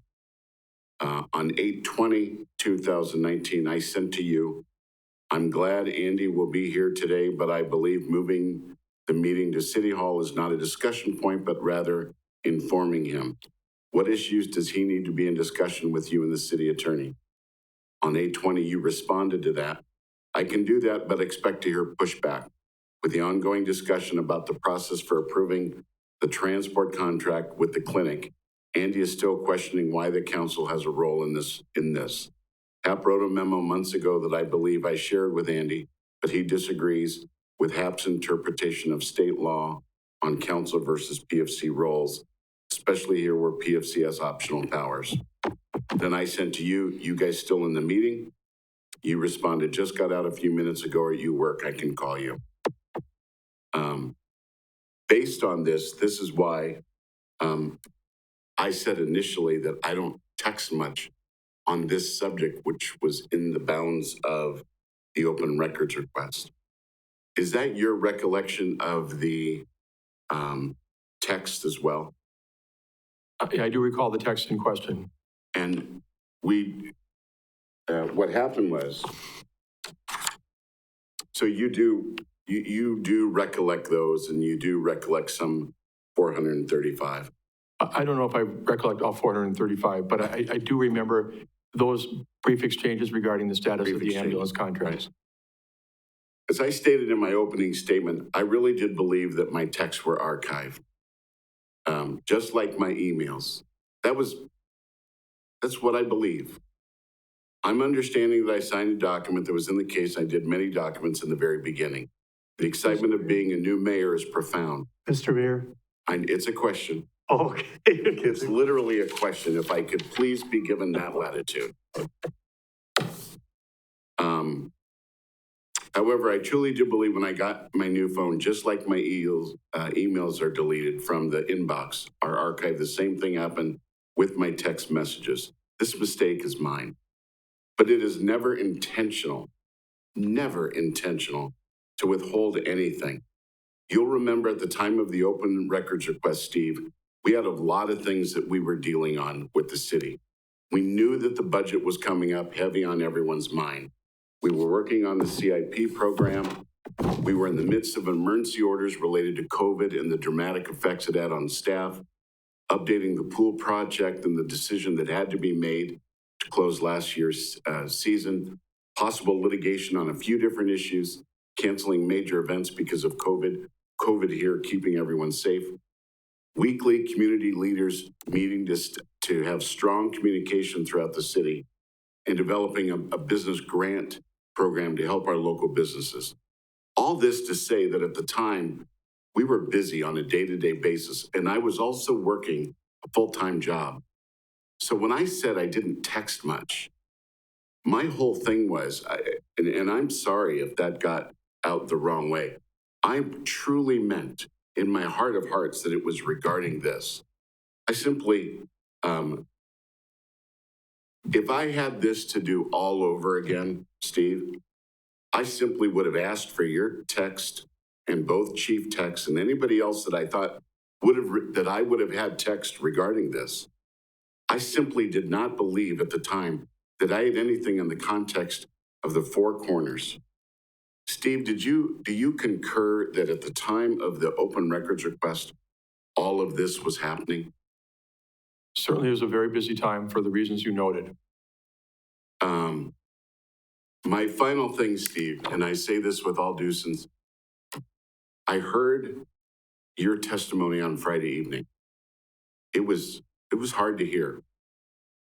I want you to know I sincerely apologize to you if you felt that I lied to you. That was not my intention, and I don't believe I did. But what is important is not what I believe, is what the way you took it. It was not my intent, nor did I believe it. And so what is important is that you feel that way. And again, I sincerely apologize to you and will work to rebuild that trust. I have nothing further. Mr. Mayor, a lot of what you just said, you're going to want to put into evidence as testimonies. Because that sounds like a big part of your job. I will. So there's nothing for me to respond to. No, those are my two questions. All right. Dr. Keo, did you have anything? Knowing you as I do, Steve, you're a very deliberate individual. And you're very careful about what you say and how you say it. What caused you to believe that the mayor lied to you? Well, I think we talked about some of this on Friday night. Certainly, I believe that he understood, based upon the interactions with the previous developer that were pretty fresh, on an email that I forwarded to the mayor and he sent on to the developer on, I think it was April 2nd, about the fact that this developer, that we don't keep text on city-issued cell phones. And that was our response to part of his inquiry as to looking for information. And I think I noted, I don't have my notes in front of me, but when I had the first conversation with the mayor about this on May 5th, I believe I said fairly clearly that we don't archive text. And when I sent out a copy of the open records request, I actually, if you saw on the exhibit, sorry. Oh, I'm sorry. I'm sorry. How far back?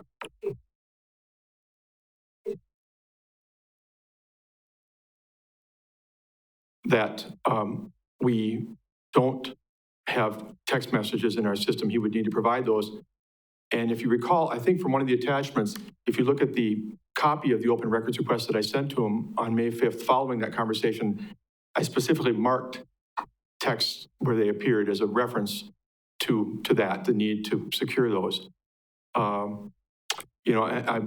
believe he indicated to me that he didn't text the police chief and the fire chief. That's my strong remembrance, and clear it comes out that that's not the case. I'm confident that he indicated to me that he believed the phone was wiped clean and rebooted by our IT staff. And truthfully, sometimes you can mishear something. You don't really hear exactly the way something was said, but that conversation was entirely in the context of trying to secure text. So, anything short of that, and I think the mayor just mentioned tonight that, he said something like they were working on my phone. Anything less than the phrase that I heard would not have prompted the response that I put into action by contacting Matt Sutton, by contacting the city attorney. Just working on his phone wouldn't have made me think thoughts about possible lost information. Those are just some instances of times when I believe he was not truthful with me. Okay. I don't think I have anything more. Can I yes, redirect. Do you have the, one of the exhibits was the exhibits of the police chief's text messages as well? Can you I believe pull so. that up? Mayor, looking through your booklet, that notebook that I put together for you, do you know what number it was? I want to say number 8, but I think it is number 8. I know that the reporter has that document. Can you look at the exhibit? Maybe go to the next one. That's the fire chief's. I'm sorry, I should have the exhibit number, and I don't recall it.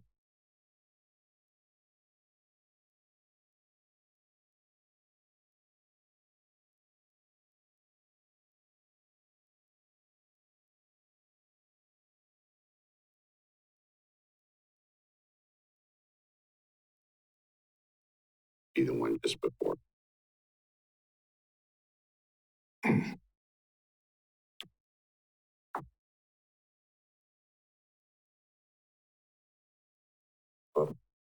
Pages or so.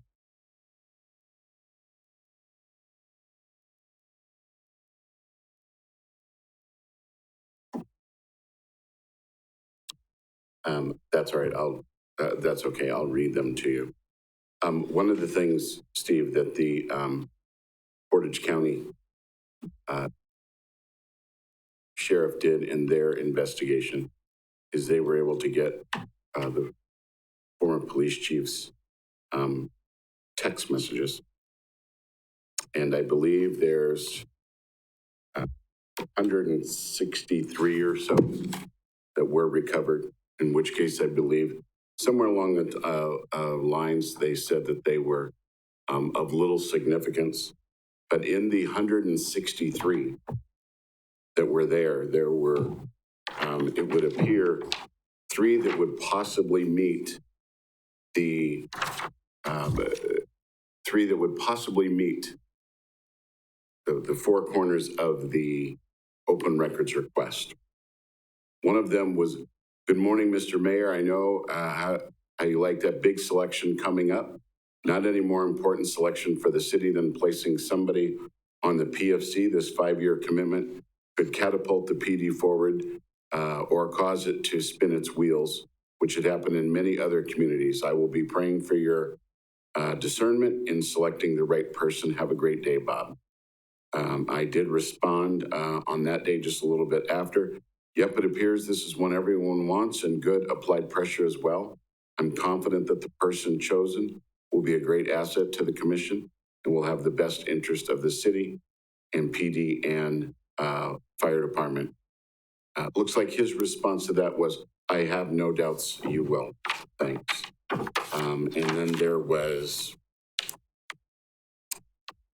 one final one. This was on March 5th of 2020.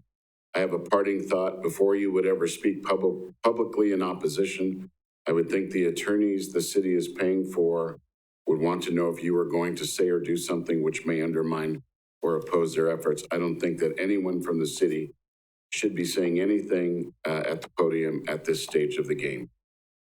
And that was from him to me. Out of 163 or so, there were 3 that fit the parameters. Add your 435, and there's another 6. There's 9 of them that would fit the parameters of the request. And if that's 9 out of over 600, Steve, the reason I said originally, I don't do on that much, I don't think 9 out of over 600 would, and I did not know the numbers at that time. I personally just don't think that's a lot, which is why I made the comments that I did. Can you understand that thought process? I guess so. It's not really my issue or my purview to really comment on at this point. I understand what you're saying. Thank you. Can I add one more thing to the answer I gave to Dr. Keogh a minute ago? Really, of the things that made me the most doubt the truthfulness of the mayor in this whole incident was, and I think it was really typified by your August 7th email to me. This was a day after the news report broke of the mayor possibly being charged. It was discussed earlier in this hearing, I heard. The mayor sent an email that said that he had believed that the city had all his records, including his text.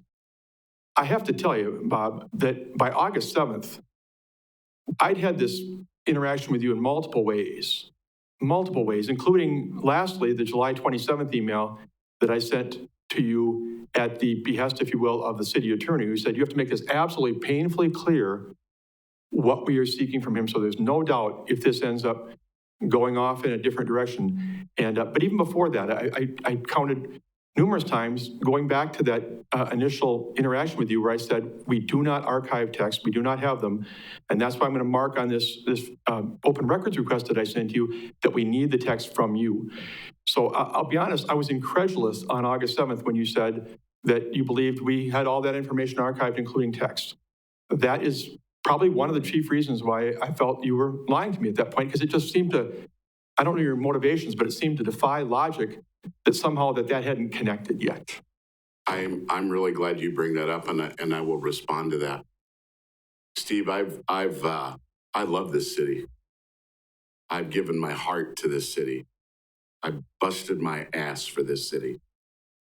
The night before, Steve, on August 6th, and you know that, Steve, because you and I have worked on a lot, a criminal complaint comes out saying and making statements like, I've done all this stuff.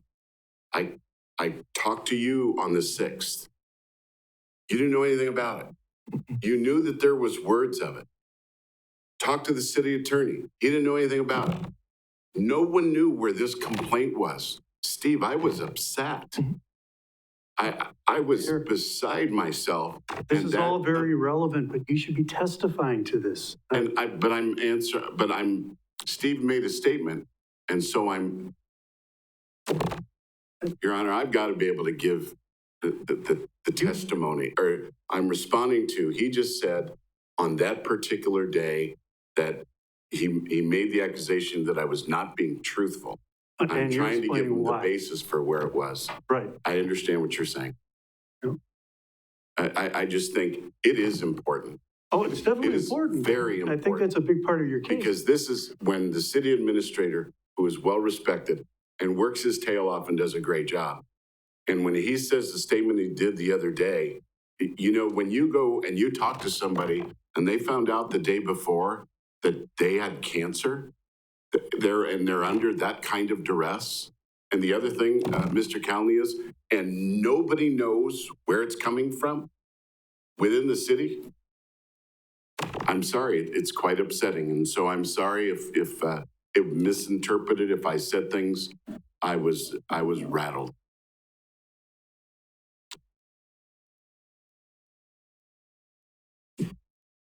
Any further questions, Mayor McManus? No. Any further questions? No. Any further questions, council? Facial? Thank you. Steve, the mayor just read you a series of texts between him and the police chief.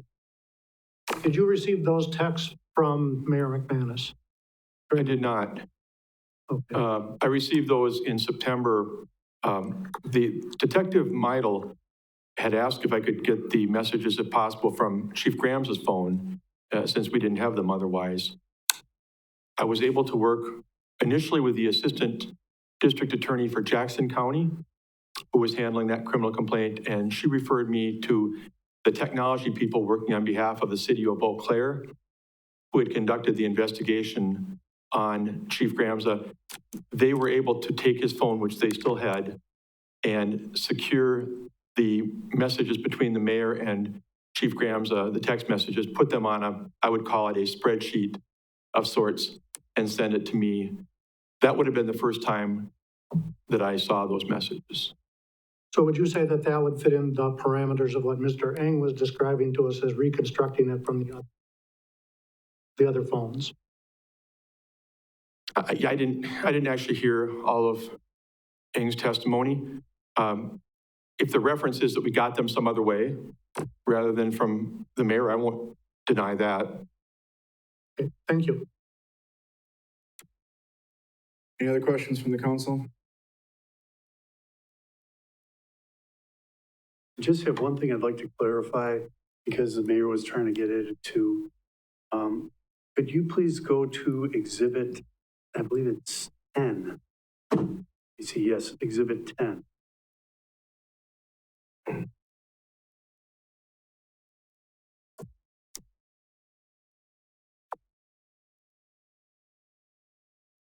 Is this it?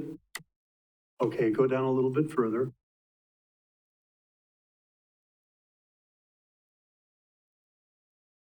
Are these the emails that you're talking about that you got from the chief? No, these are emails that I got from our technology staff. This is when the mayor surrendered his phone to the city attorney and me, and we then provided it to IT staff. asked them to go through and secure the text messages that he had. And that's what led to an earlier testimony, either by Ing or Matt, that the earliest text messages they saw on the mayor's phone at that time were July 22nd of 2020. That's where that came from. If we look at Exhibit 9, I'm just trying to zero in on which one it was you were referring. The mayor was referring to. Are these the emails we're talking about? No, they were Messages? probably before this. Okay, so it probably wasn't a.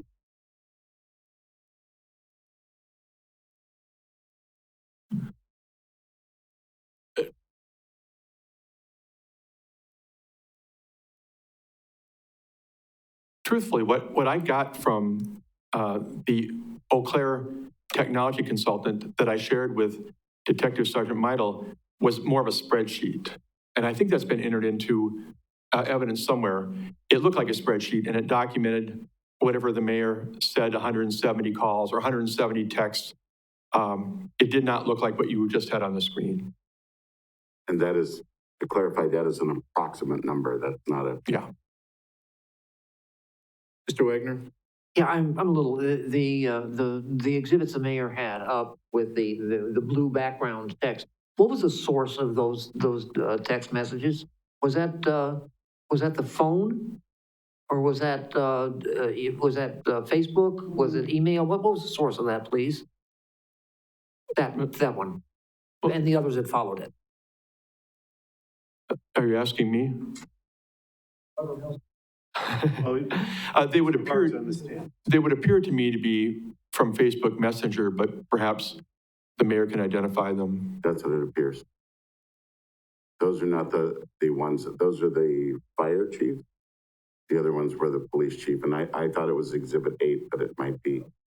Can I, this is difficult. I need to, I may have to wait until the mayor testifies to ask that question, but it concerns the source of these also. But I guess I need that clarified for me. So I'll tell you what, I'll instead of holding up the proceedings, I'll wait until the mayor testifies. Okay. Any other questions from the council? All right, you're not done yet. You're not done yet, Steve. Steve, stay. What? Stay. Oh. Anything, sorry, anything from the mayor? No. Anything from Dr. No. Keough? All right, now you may go. I'm sorry. It's okay. Gonna take a break now. How long? Steve? Steve? Yes. Are you serious? Did you get some? Did you want to take a break now or do we want to wait? I already given another witness or so. Yes. Maybe about 20 minutes, we can take our break. Sounds good. Does that work? I'm not sure what you have on the docket for that. Mayor McManus, would like to call next? No further witnesses. Want to take a break right now? I will want to talk to the council. A couple have indicated they're not interested in calling some witnesses. Do we want to go into closed session for now to discuss that? Why don't we do a quick one so I can find out what witnesses. Okay, so I need a motion to go into closed session by Mr. Budke, seconded by Mr. Fisher. Roll call vote, please. Fire, Yes. Paschal, Yes. Rosendich, Yes. Bargander, Yes. Wagner, Yes. Witzel, Yes, Fisher, Yes. Sparrows, Yes. Budke, Yes. Hendler. we are in closed session, and then we will be taking a break after, so we will reconvene likely in about 20, 25 minutes.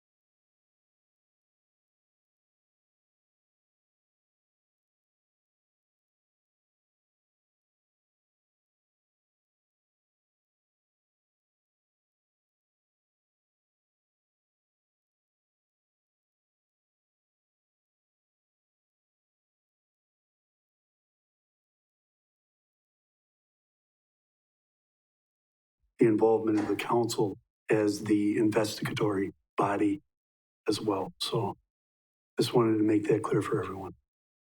Go ahead, Mr. McMahon. Part of the, is this coming through okay, or should I bring my mask down so you can bring it down? Okay. This has been brutal on all of us. And to my fellow elected officials, I'm sorry for what this has brought to you. It was not my intention to do anything wrong. As I said down there, I love this city, and I've done a lot, and I've done nothing intentional. This part is going to be very embarrassing, but and I said this before, I'm not technologically savvy. I still have an AOL account. That's how far back I go.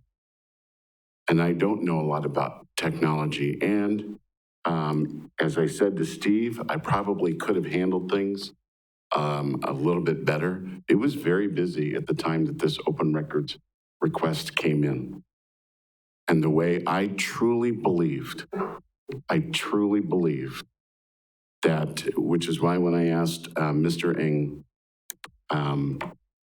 that on my phone, when I delete or when I take my emails from the inbox and they go out of that and they're deleted and they go into trash, and even if they're in trash, they would still be archived. I truly thought that was the exact same thing that happened to text messages. On my personal phone, to keep storage clear, you don't keep text messages.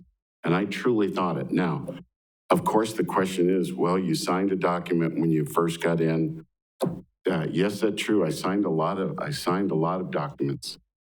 One of the things that we did, and one of the things that came up was my my Facebook account.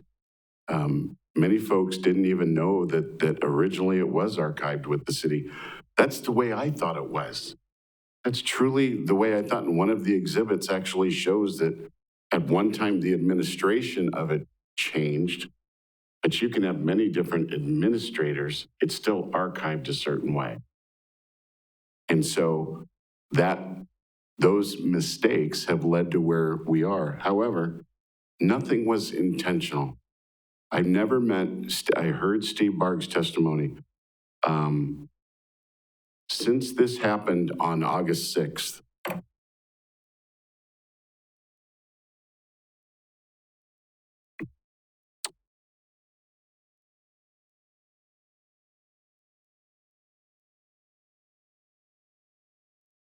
it changed my life.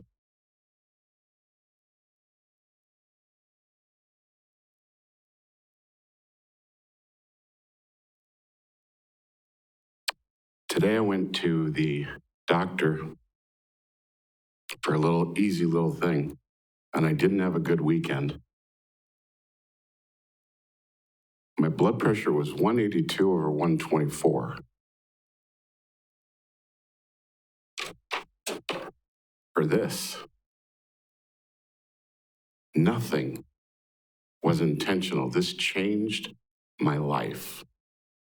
The amount of sleepless nights and everything else that I was put through, because I would read reports where there are always these different types of things of misconduct in office and this and that and bribery. And it's like, are you kidding? I was questioning myself.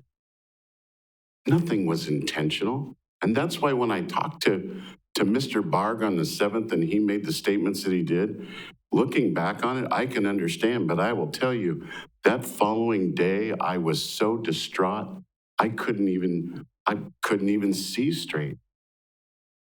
I remember the night on August 6th when I got the call. I was down at the American Legion.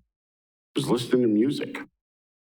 And I get a phone call that something's going on, and then I see that there's this investigation going on, and then I called the powers that be in the city administrator, the city attorney. No one knew. Nobody had it, and I'm thinking, how can this article be there with all of this data, with all of this intricate knowledge of the crest, but no one in the city knows? And do you know, we still don't know where it came from? We're still unclear. It changed my life. Nothing was dishonest. I've done so many different things for the city just in the last year. And on this instance, when I say I mean we. The amount of pressure that we have been through has been amazing. Nothing is intentional. It has been very, very hard from all the different things, the business grants, the COVID, how do we take care of our city staff? How do we take care of the citizens? A historic tax increase. We had to deal with that. No one wanted to put that through. Even though there were votes in the affirmative, nobody wanted to do it. We all hated that. But we had to keep going. I even heard one of the citizens, and she's great, she says, you know, I always loved your corny, which was rather offensive, your corny messages that you did on the COVID updates. And I took corny as a compliment. That's what we gave.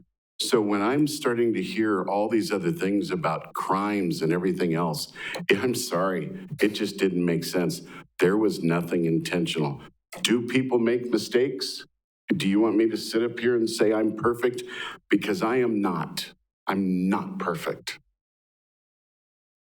But I'm doing everything the best I possibly can, as I know all of you are, to the best of my ability. There was absolutely nothing intentional, and nobody can prove that, which is why on December 8th, when I got this from, I will tell you, on December 8th, when I got the attorney called and read me what the Wood County district attorney said when where they basically said there's no legal action warranted. Not even a forfeiture. I didn't even know what a forfeiture was, to be honest with you. What I've learned since then is a parking ticket, be an estimate, because after trained investigators looked at everything, they said, sorry, there's nothing here worth doing, worth even giving you a ticket for. And yet, for some reason, we want to remove the mayor over a parking ticket. Now, that might be what some in here want, or some different commissions, committees, and they are all entitled to everything. That's not what the public wants. The public should decide, next April, we want him in or we want him out. We don't like what he did. Those are the folks that should decide. And that would be, in my opinion, and let me be very, very clear. I would not blame Matt Sutton. I'm sorry if I'm not that articulate where I don't know the difference, and I don't, between wipeout, reboot, and everything else. I'm sorry. I don't know that. Am I still responsible for it? Yes. Do I need to take accountability for the fact that I make a mistake? I believe everyone does. Does it mean you get kicked out?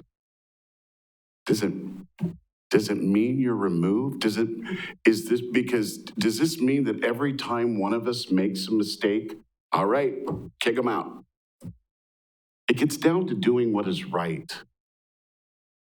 And this is why I never understood, and I was asking the questions that I could. I'm not an attorney. Mr. Keogh is not an attorney. Dr. Keogh, I apologize. We're not attorney. We did the best we could. Were we good at it? Probably not. But we did the best we could. And I would say, I'll be the first one to tell you, do I make mistakes? I make them daily, but I never make them intentionally. I would never say anything about our city staff. If anything, I know it bothers you, some of you. that I'm always giving the city staff accolades, because you know how much I think of them. What they've been through over the last year, 2 years, has been unthinkable, including the city administrator, Steve Barg. I'm very worried about Steve. As I told him this morning, the stress that he is under. Do you know why? Do you know what we've gone to? Instead of running the city, which is what we're supposed to do, and talk about ways to make it better for the public, to do the right thing, to help the citizens. We, and I include me and we got sucked into the game, to the national game. Everyone's wrong, kick them out. And this is why I truly believe, as Mr. Calney, who I think has done a tremendous job in the 3 areas that are there, the mayor destroyed electronic. Nothing is intentional. I'm sorry, if I had my phone right now, I could sit there with my email and I could clean it out of the inbox and it goes to the trash folder. And if I really went in and did something there where I was trying to get rid of that and kicked it out of the trash folder, it's still archived. I had no reason to think that anything else was any different.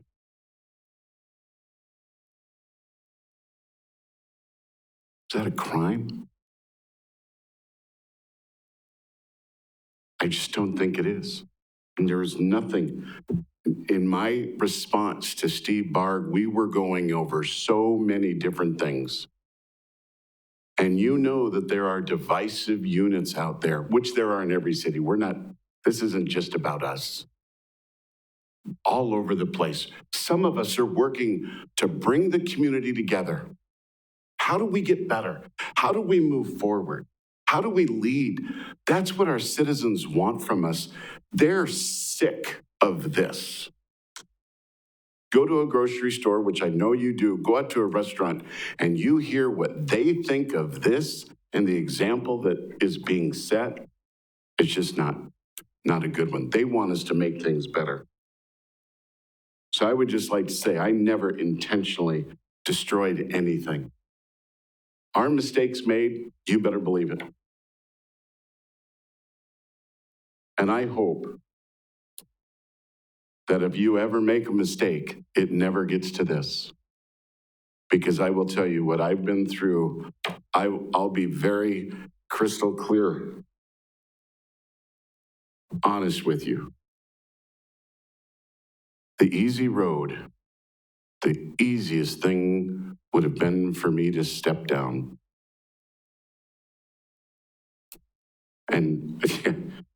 And I thought about it many times. Many times. Many times in the last week, many times today. When I got that reading of my blood pressure, I thought,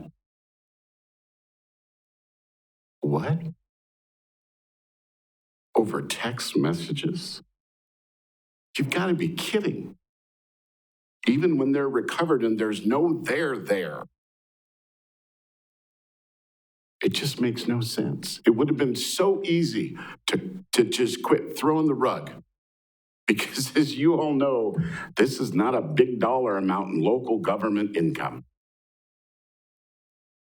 I have a beautiful wife. I have incredible kids. I have a great job. I do this for the same reasons that you do it. Because you want to make it better. And I'm just wondering, when are we going to get back to that and be a team? We can still disagree.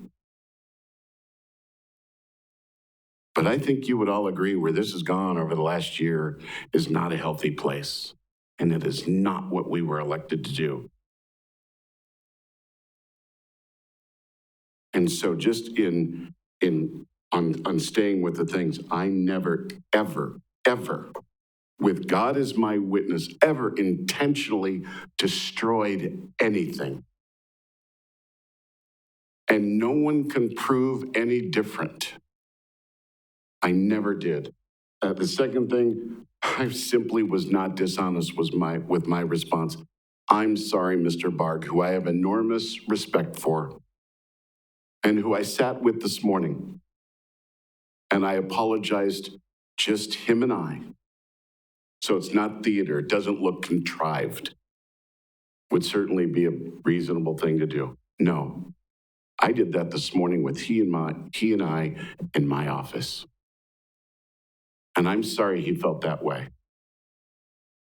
But if you would have been with me that night on August 6th and August 7th, when no one had answers, and I've had to face the community over this, and to be quite honest with you, I've been shocked there haven't been more people in the community because naturally a lot of people don't like politicians. And I've become one because I'm the mayor. I'm getting support because the public can see it. The public knows, but the public also knows I'm not perfect. And sometimes when we get to really the intricacies and, was this letter capitalized or was it not capitalized? Was it italicized? It's like, are you kidding? We're all doing the best we can. And I'm doing the best we can. And I will say, if I said things when I was under duress, and be very, very clear, when you see an article in a news thing that says bribery of city officials, is that where we are as a society in Marshfield? Bribery? If any one of you, and I hope you never go through this, and I mean that with all sincerity, if that were being said about you and you had to face your significant other, kids, and the public, what it would do to you, no one cares that make those things.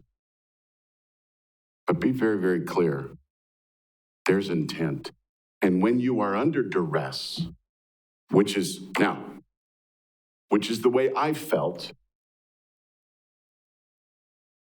naturally you're going to come out with, you might say things that, well, I don't know, was it booted? Was it this? Was it that? I don't know. I honestly don't know. I used the wrong words. Guilty. I didn't have the right framing or the right definition. Guilty. I'm not perfect. Guilty. But nothing is intentional. And as I apologized to Steve Barg the other day, Matt, and to our folks in the IT department, if you felt that way, and I hope you didn't, it was nothing could be further from the truth that I was trying to pawn any of my mistakes off on you or anybody in that department. That is simply not the case. One thing about being wrong is you have to take accountability for it. And I said as Mr. Kelney stopped me, and he did a great job of stopping me, which is what you're supposed to do. It was a mistake. I make mistakes. It's not intentional. It's just not intentional, which is why in Mr. Kelney's thing where he says the three things there of the mayor destroyed electronic records, nothing is intentional. He was dishonest about his response. You do different things when you are up for 48 hours at a time. You're embarrassed.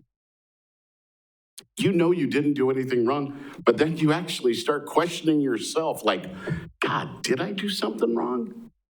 I know I didn't, and I start having a fight with myself. And what it did for a long time, I'll tell you, when I got the thing from the DA on there, I thought, to be honest with you, I thought once the investigation is over and there's no there, they didn't even come up with a charge, not even a ticket. I'll be very honest with you. I thought it was over. A couple days later, I called Alderman Wagner. We talked about it.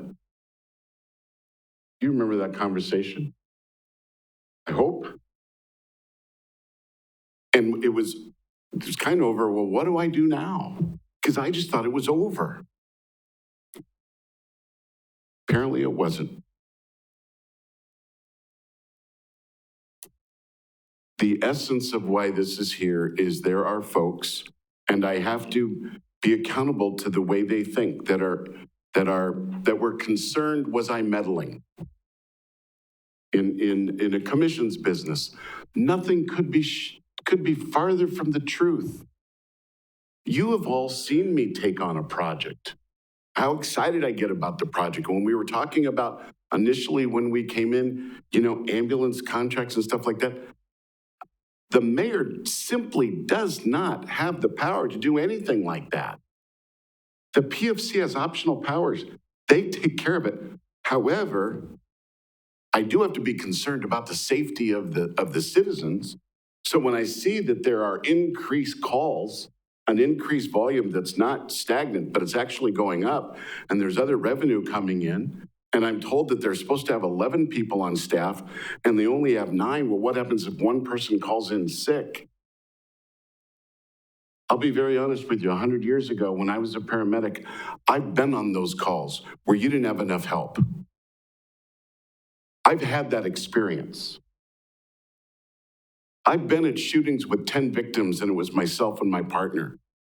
So believe me, the last thing I want to do is have this. So when I originally called and we had meetings with Steve Barg and Ron Allman, the finance director, the PFC member, Dr. Keogh, I think Mike Myers was in a couple of those.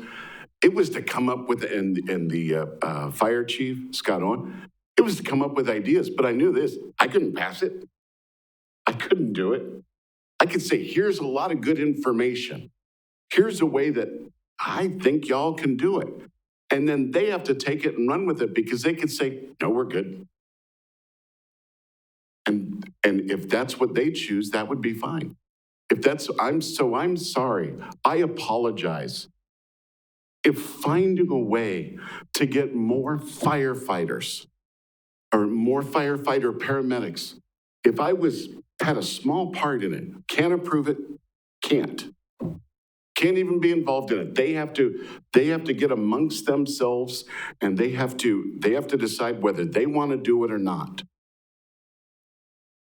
If I could do that to alleviate, or any one of you could do it to alleviate some of the issue with that, then so be it. And what I heard was, well, I won't even bother getting into what I heard with, because then it starts going down the wrong path. There have been a few different things that you all have seen that I've done. One of them was communication. One of them was getting in and saying, hey, you've got maybe with this increased load, and of course, then you have to crunch numbers. I personally am not nearly as financially savvy as a Nate Mueller. I'm just not. But I can certainly get the flour here, I can get the eggs here, I can get the water here, and I can get a lot of things there, and then they take it and run with it. It's exactly what, in my mind, it was. In my mind. And in other things as well. That's exactly what we did. When you all put through the business grant that was there, I had the eggs over here, I had the water over here, I had the flour over here. I didn't get that through. It was a suggestion. As the mayor, the chief executive officer of the city, that's my job.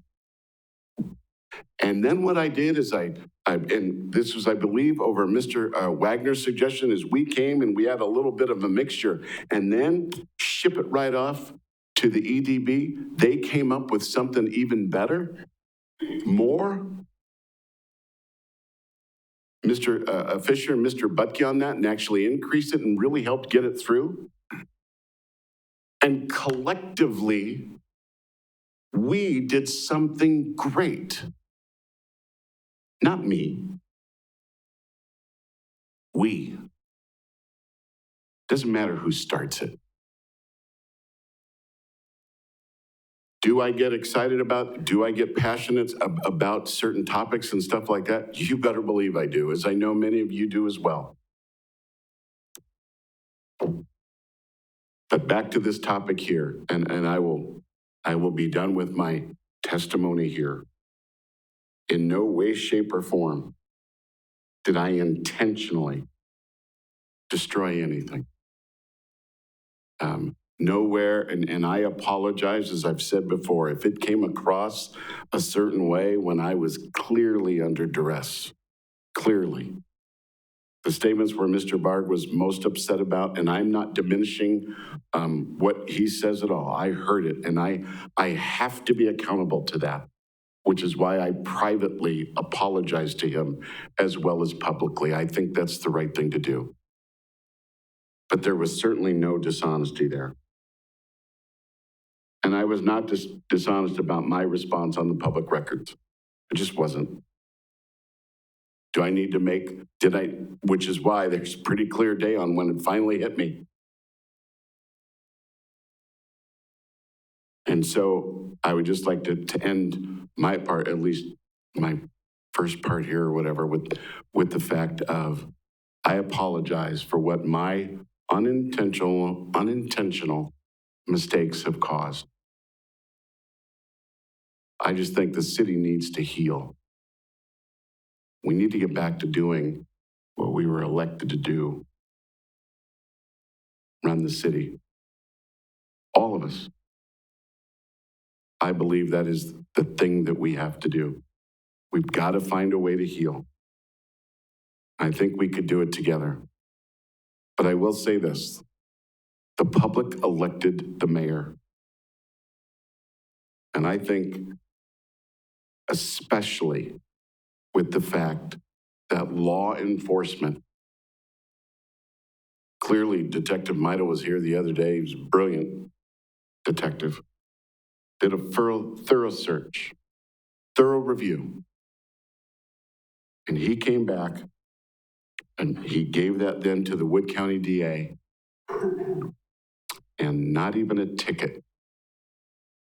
If the charges were more substantial, or if they were even true, or if, like we see nationally, where there's other things going on that are far more severe than a ticket, this might be a different discussion.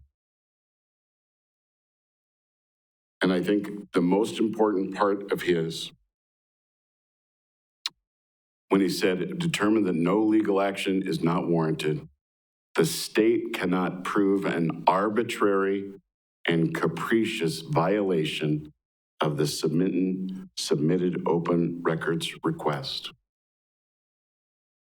Trained professionals couldn't prove it.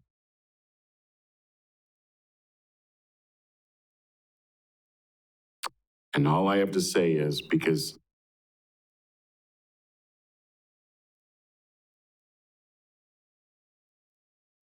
I'm sorry.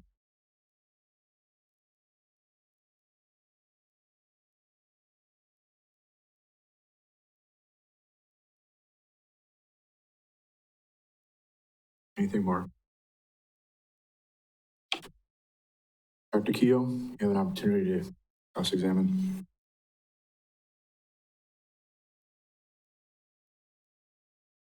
Bob, have you been involved in terminating employees?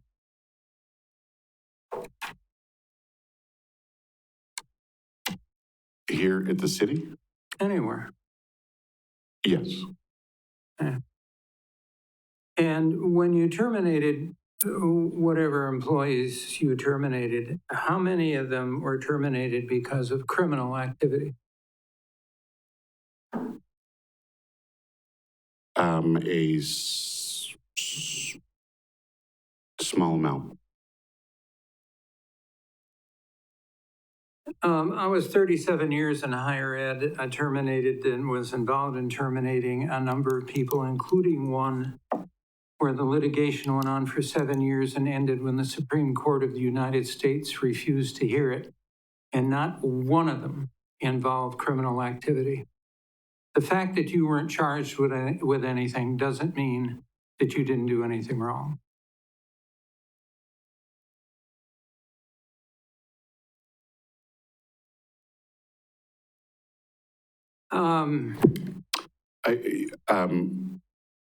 But there has to be an intent. There's a big difference between somebody that intentionally does something Well, and someone that makes a mistake. Let's talk about the missing text messages. We heard from both Eng and Matt that to remove those messages required 4 to 6 steps. That's not accurate. Well, they're still here, aren't they?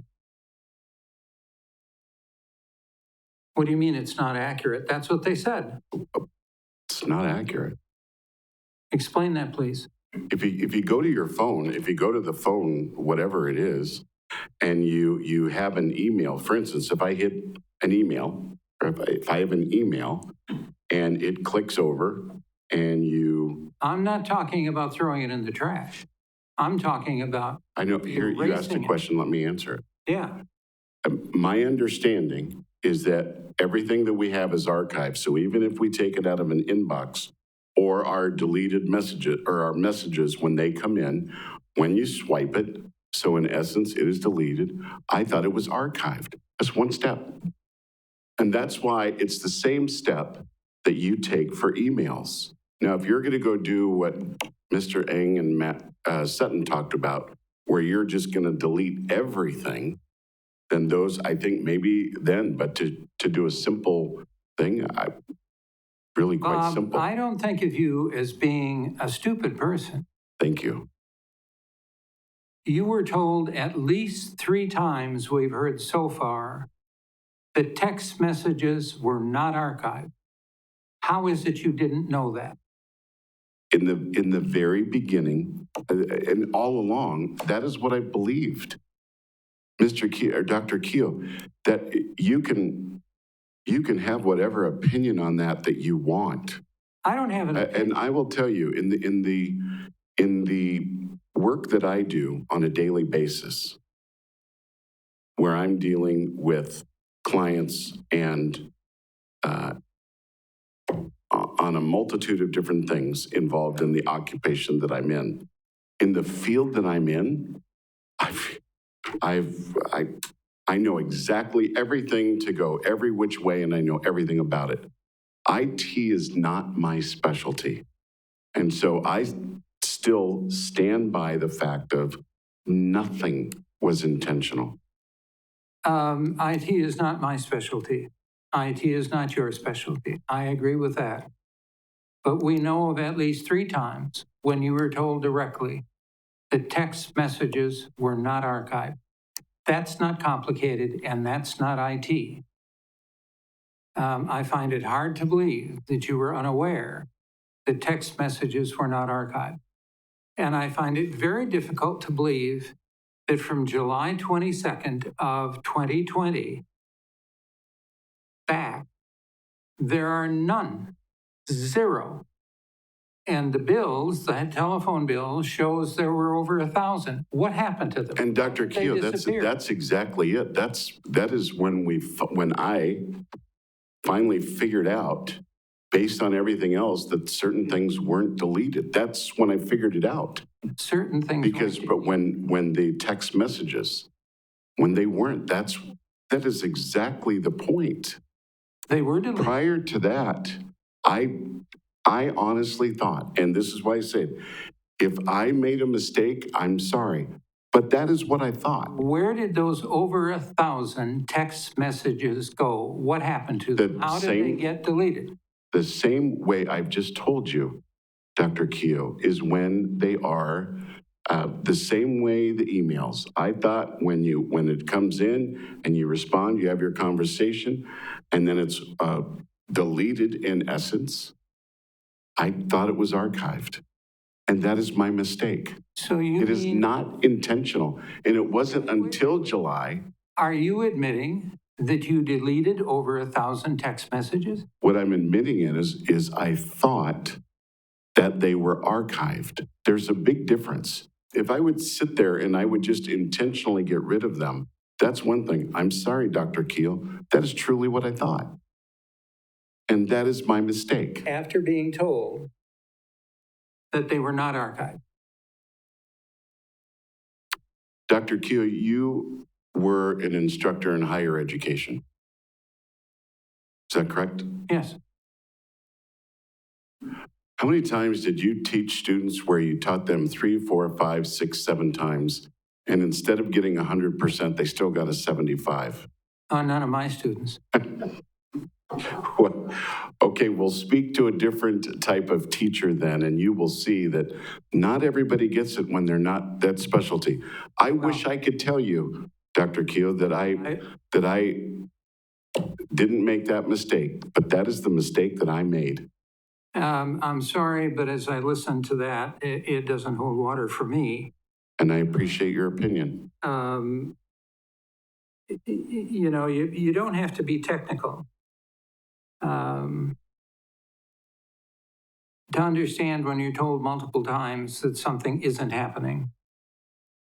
Dr. Keel, it would have been very easy if I thought that I had text messages that fit the parameters of what that was. And as I said to Steve Barg earlier, it would have been so simple for me. Looking back on it now, I mean, the city administrator had 435. If looking back on it now, what I wish I would have done is just ask, okay, I don't have them, but I got to get them. It's my responsibility.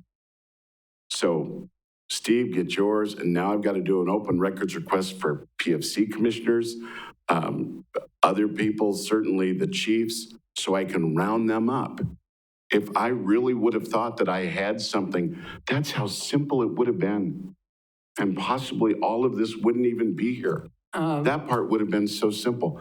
I didn't even ask Steve for his until, I believe, 3 to 4 weeks ago, and that's when it hit me. Now, should I have thought of that sooner? Yes. Bob, if I could. I'm sorry, but I am still left with the fact that somehow off of your phone, there were over 1,000 text messages erased. How it happened, I don't know. What was in those messages, I don't know. And they could have been all innocuous. There could have been things in there that would have been very damaging to you. I don't know. All I know is that they were gone from your phone when it was your responsibility to preserve those messages. And Dr. Keel, you've asked this question several times. I don't know, Mr. Calney, how many times I have to continue to be badgered on the exact same question that I've answered. Oh, this is getting to be more argument. Yeah, that's fine. Thank you. That's fine. Let's talk for a second about the idea of lying. And I don't mean to be insulting, but I have to say, I thought I heard a lot of crocodile tears tonight. Steve Barg, who is... Well, I will assure you that that was insulting. I imagine. And if you would like to go see my physician, I don't and need just to. see how far that we could just say, maybe it's just a trick. Seriously, Dr. Keel. Yeah. I'm sorry, there is no crocodile tears. I love this city, and I've proven you can disagree and people can disagree on what I do or maybe my everything. I'm an emotional guy, Dr. Keel. I apologize for that. You don't have to apologize for being emotional. What you should be apologizing for is lying. Now, let's take Steve Barg. Dr. Keel, I told you, I've not lied. I gave the response the way I understood it, and nothing was intentional. Let's talk for a moment about Steve Barg and his testimony. Steve Barg, who has been a city official for 30 years, better than 30 years, in a number of locations, very experienced in interacting with people in stressful situations, very careful in what he says, very judicious about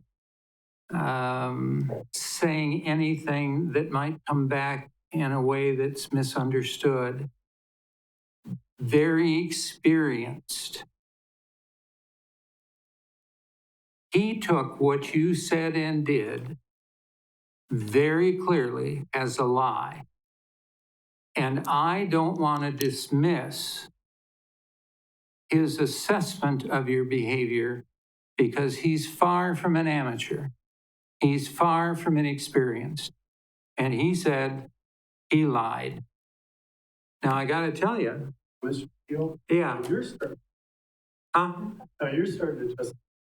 Well, that's fine. Please argument. I'd be glad to do that. Dr. Keogh is. I understand that I've stated now several times,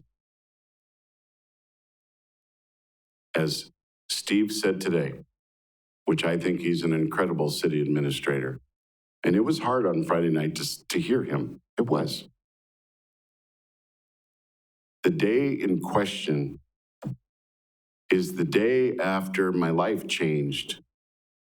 And if you think that's crocodile tears or anything else, that is your opinion, and I appreciate your opinion. But it was not. I was floored. And if he took that as lying, I'm not going to tell him he's wrong, but there was no lie there. I certainly had no reason, no intention to lie. And there was none. If that's his opinion, then he certainly is entitled to his opinion of what is a lie and what is not.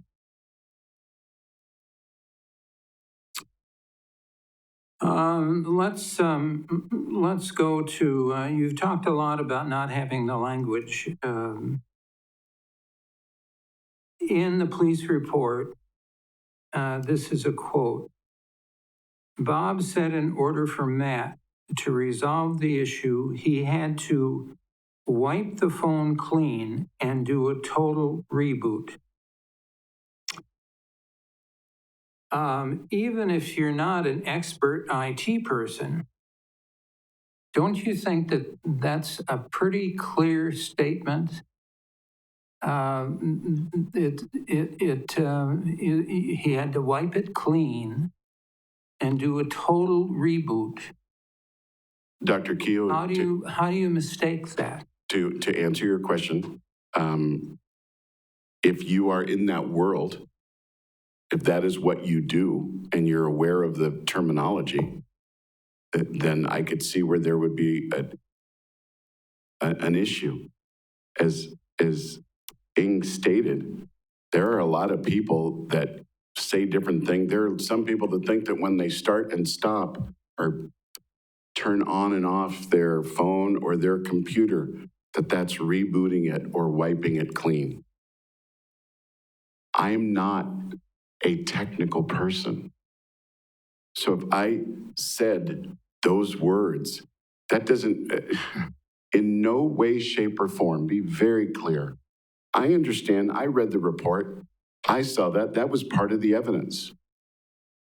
And I am not blaming Matt Sutton for my mistakes. What is a fact is that he worked on my phone. And I believe that was the day where we put different folders, one specifically for my emails with Steve Barg, and did other things, all kinds of stuff. Now, was I wrong when I said that is wiping it clean? Okay, that's fine. It's my understanding. That doesn't mean he's wrong. That doesn't mean I'm not blaming this on him. And so when it goes to the detective, they of course have to look at it. I'm sorry, I'm not IT savvy. I'm sorry. It'd be interesting to know, and this is not a question, it's just a comment, how many of the council members would read that and think there was any question about what it meant? But anyway. I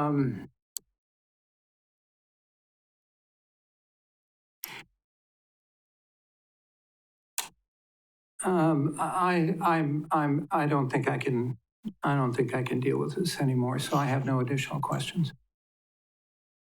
Mayor, do you have any additional comment? No. Okay. Council members, do you have any questions for the mayor? Mr. Wagner? Thank you, Mr. President. Mayor, yeah, I remember the phone call with you, and I remember telling you that I had been in the same situation years ago, many years ago. And the thing I had learned from that, and I think I told you that, I said the only way to weather it, if you're innocent, is quit explaining, because when you're explaining, you're losing. It appears to me that you did a whole lot of explaining, and you're still doing it now. You're still doing it now. I want to go back to a couple of things. Number one, let's go back to the Portage County and Wood County DAs. It was sometime during Detective Meidel's investigation that he consulted with the Portage County DA, that would be Mr. Malevsky, who I happen to know. And Malevsky looked at it and he says, on the surface, this looks like a forfeiture. And I asked, you remember I asked Meidel when he was in the stand, asked him, did you guys determine that the most you could get out of this was a $1,000 fine, and you determined that it wasn't worth pursuing? And certainly after your attorney responded that you would only answer questions that were in writing and you had 60 days to answer, and they figured they weren't going to chase a $1,000 forfeiture for 60 days. And he did say essentially that he wouldn't make that decision, but the office policy was sort of the same, same thing. And then he turned it over to the Wood County DA, which basically what we call in politics is the did squirrel thing. And basically he had a case here he didn't want to prosecute, but he had somebody that wanted to see it. So he tossed the dead squirrel on Craig's Wharf, Craig Lambert. And Craig looked at it and he wrote a very interesting letter. And I've seen a few of those letters from Craig. I serve on the county board, and you know that. And do you recall in that letter, he took special care to say that this letter, that he had decided not to prosecute, but he did say you were not exonerated, didn't he? Yes. He did say that. And he didn't say that the charges were unfounded, but he said, that, again, a very peculiar thing for a letter like that, is that the state could not prove. Now, why do you suppose they couldn't prove it? Do you have any idea why? I have none. Because the text messages that were gone were probably what they needed to prove it. They needed to prove that they were floating around somewhere, but they couldn't prove it. Essentially, that you were not exonerated, not at all. And it's exasperating to hear you sit here and say over and over again that you made a mistake and there was no intent. Dr. Keogh said that you had been warned, 3 times? Or that you had been told 3 times that they didn't archive it? And you say, well, I made a mistake. Are you saying, when you say I made a mistake, are you admitting that you deleted some number of text messages to keep them from getting into the public domain? Did you delete those text messages? As I've said several times, I believed that they were, when I handled them the same way. I'm sorry, that's not an answer. That's not an answer, and I'm not going to let you filibuster me like you did him. Basically, did you delete those messages? I don't care what you thought about it, what did you do? I believed that I believe that when I deleted them, just like deleted my emails, that they were archived, and there was no reason for me to think anything different. You deleted them, okay. The other thing Can I that was clarify brought, that was something? a piece of evidence. Can I clarify something on that question? Did you delete them every time you wrote one? I couldn't hear you. Mayor, did you delete them every time? Just like I do my emails. Okay, so it was on a day-to-day basis, it wasn't? It was never on a block thing or anything like that because I thought they were archived. Okay, I'm sorry. I'm sorry, I just want to make It's that. going to take me a second here to regain my train of thought, but one of the articles submitted into evidence was the letter from you to a citizen, in which the citizen was demanding the archived text messages. And he wanted to know, he wanted an answer from the mayor as to whether or not we had those text messages. You consulted with Steve Barb. And what did you do? Is that the one with John Nicolai? Yes. Yeah, we responded to him that we don't have those. Yeah, and you signed that letter, didn't you? Yes. And that was before all this stuff came up. So you weren't under any duress at that time, were you? No, as I said, there was a lot going on at the time. There's been a lot going on the whole time. And I'm sorry, Mr. Wagner, but that is what happened, and that was my understanding. As a former mayor, and as there's another former mayor in this room here somewhere, there he is. I think both of us could very well counsel you on the fact that there's a lot going, if you're a mayor, there's a lot going on all the time, and you're always under stress. And so your commentary about being under pressure, in making a bad decision under pressure, that doesn't speak well for you either, does it? I believe that my activities in the city speaks very well for me. I believe with what the public perception of the job that I do, I think that it is very good. Does that mean I'm perfect? No. I don't think anybody expects you to be perfect. But let's see. I have about 6 different things written here. Let me give them one more time.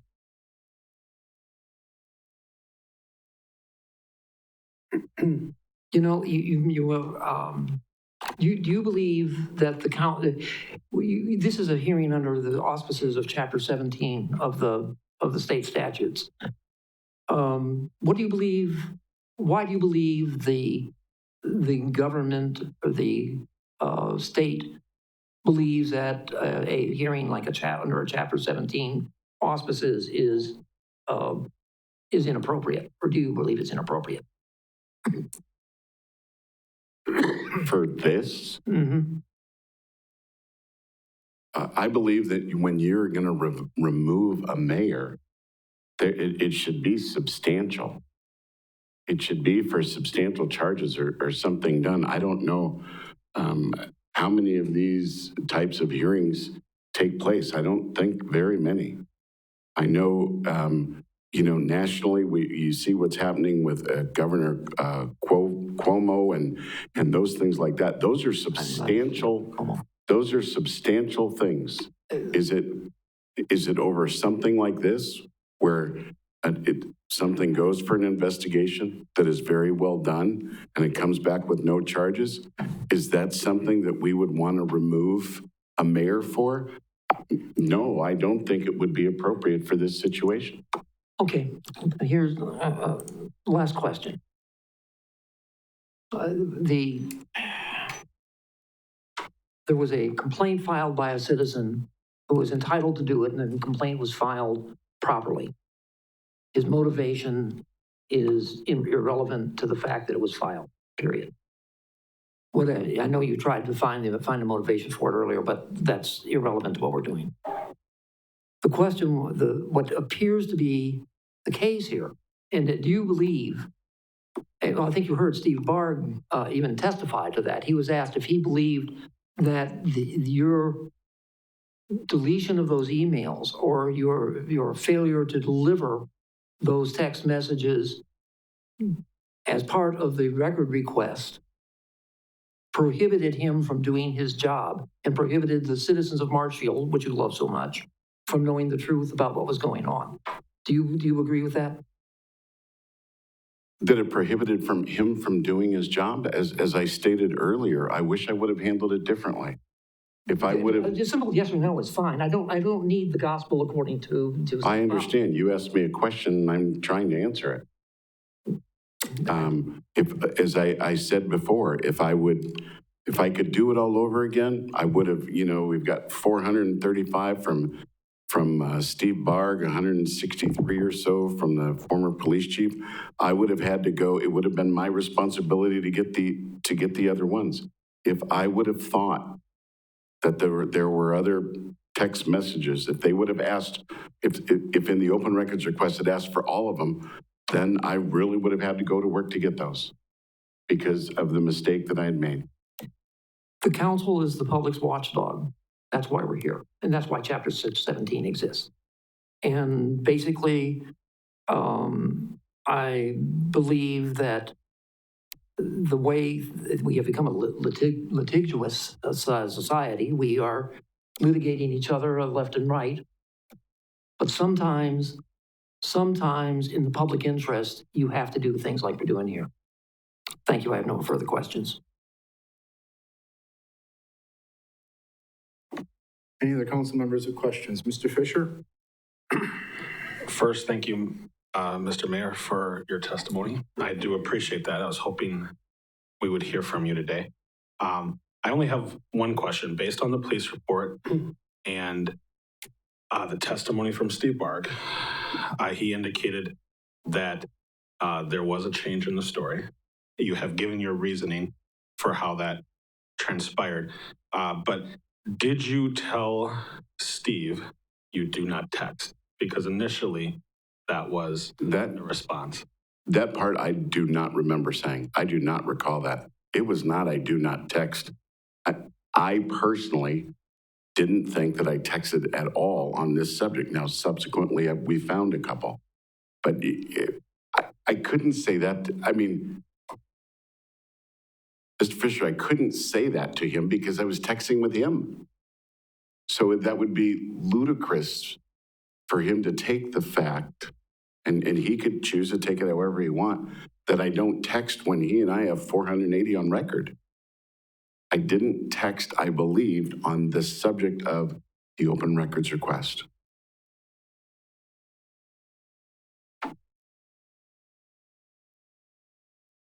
Any other council? Yes. Thank you, President. I have two questions. I'm going to use my phone as kind of an example. I know we're not supposed to have this here, but it's more pulled out for an example. Bob, you talk about swiping, and that's how you delete a message. And I know Mr. Ng went into a little further detail how it is. I'm going to pull up my text message app. I'm assuming you're talking about, my phone's very large, so hopefully you can see it. When you pull it to the left, it has delete. It deletes that particular message, correct? Is that what you are thinking you did? Yes. And at that point, you believed it was archived, correct? Yes. Okay. And that is not a 6-stage process. Correct. I mean, I'm not that savvy, but I do understand where you're coming from on that situation. And that is the exact same thing that would happen with my email on the device. And then I have one more question. Were the text messages related to the open records request recovered? The ones... Were the text messages related to the open records request recovered? I believe, well, I've got Steve Bargs and we've got the chiefs. Okay. If there are other ones out there that would be related to this. Correct. I'm just asking about the related to the open records. I mean, what we've stated before, yes, we went through them related to the open records, because I'm not talking about every 1,000 that has been referenced. The 6 or 7 that have been related to the subject have been recovered. Yes or no? As far as I know, but I want to, every now and then, Mike Myers and I would meet for coffee. And if he says, you want to meet for coffee, correct, then that doesn't necessarily fit the request of the thing. And then the second part of that is, then if those were recovered, how did we do so? How was that accomplished? as I said to Mr. Barg earlier, what I wish you would have done is I said in the very beginning of this, which was not a good time, simply would have gone and gotten all the text messages from everyone that I was aware of. And I would have to do my own open records request. It was simple with Steve, because I asked him this 3 to 4 weeks ago, and 3 to 4 days later, here they are. So they were. I should have done that in the very beginning. Correct. So they were. I mean, basically, we did recover the messages that are in question to the open records request. And of those that are there, and I don't know if other ones where there was texting that took place, if any of those would fit that criteria. That's it. Thank you. Mr. Butkey. And I'm not that tech savvy either, but, and Ing can correct me if I'm wrong, but Quentin, for example, when you slide that over and you hit delete, that doesn't mean they're gone. They go to a junk file or some other term. Are they? Yeah. Can I just say something? Mr. Butkey, that's exactly what I thought. So with email, that would be correct. But with text message, right, the program wasn't set up to be that way. So when you swipe left or whatever, that's a delete and it's gone. Unless you have archiving. Okay. And I will say this, Mr. Butkey, since then, since us all came and from this now, the city has taken on the fact of now all city-owned phones and everything are archived. So this doesn't happen again. Other council members? Yes, Bargander. I'm going to take this completely off so it can be heard. Bob, you've said that many times over, you're not very IT savvy. Is that correct? Correct. Okay. And your job at the bank is a loan officer, correct? Yes. Okay. And you have computers at work? Yes. Okay. And you use those computers every day at work? Yes. Have you ever had any IT training at work? Minimal. If I have a problem, for instance, the other day we needed to migrate different printers. I wasn't able to do it, so I called our IT staff to come over and switch printers. Because at my work, sure, my job is specific to certain things. Okay. And when something happens with IT, I call them. Okay. And you have email at work, right? Yes. Okay. And you have text messages at work? You text at work to different people at work? Or yes. Okay. So you're pretty familiar with texting and emailing and all that sort of thing, aren't you? Absolutely. Okay. One other thing you said here, and I thought it was kind of shocking. You said that you weren't real savvy financially. Okay. You said Nate Mueller was better financially savvy than you were. And I guess I struggle with that. If you're a loan officer at a financial institution here in town and you admit you're not financially savvy, how do you do your job? Well, it's very simple because you have, there's a big difference between doing a loan and knowing what debt ratios are and credit scores and loan to values and things like that, as opposed to running multi-tiered financials of everything else. Those are two completely different animals. They're not even closely related. I guess I really struggle with that when you said that you are not financially savvy, yet you work at a financial institution. I don't know how you can do your job, basically. So, in my opinion, is you're just using that to cover up and say that, hey, I'm not real good at IT, but yeah, at work I can handle emails. I can do a lot of things. I'm not real good financially, but I can give out loans for houses and businesses and whatever. I do that every day. I just don't understand. I really struggle here. then the rest, everyone else can question that too. Thank you. Other council members with questions? Mr. Hendler? Thank you. I only have one question, and you alluded to this once before, that when you took this particular position, it was complicated, there were many rules. Where you work, there are many rules too, right? Yes. And what happens if you, pardon my word, screw up? What does the company do to you? Well, as in most companies, the first thing that would happen is you would be, I believe the same thing that happens here. When the mistake is found out, the first thing that happens is you would get coached. Then after you get coached, if it would happen again, if it were persist and you were found to do the same thing again, then you would get a verbal warning. And then after the verbal warning comes your first write-up, a second write-up. During each write-up would be, more counseling, and maybe you have to take a class on something or something like that. And if it happened a third or fourth time, then you would, termination would be considered. Okay, so in other words, you had ample time to understand what someone here was trying to get to, of what you were doing and not doing correctly. How did you cope with that? I mean, if you really relate that to the business and relate this to the government, I don't think private industry is as lenient as we are. And I don't think you would have a hearing to explain your course here than you would in private industry.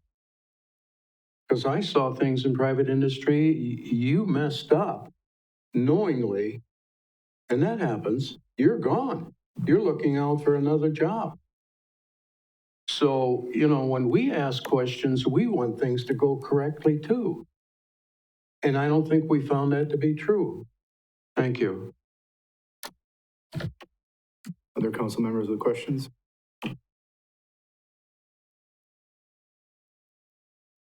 I do have one question, just to help me to try to figure out timing. What was the date on the open records request then when you found out that there was an open record?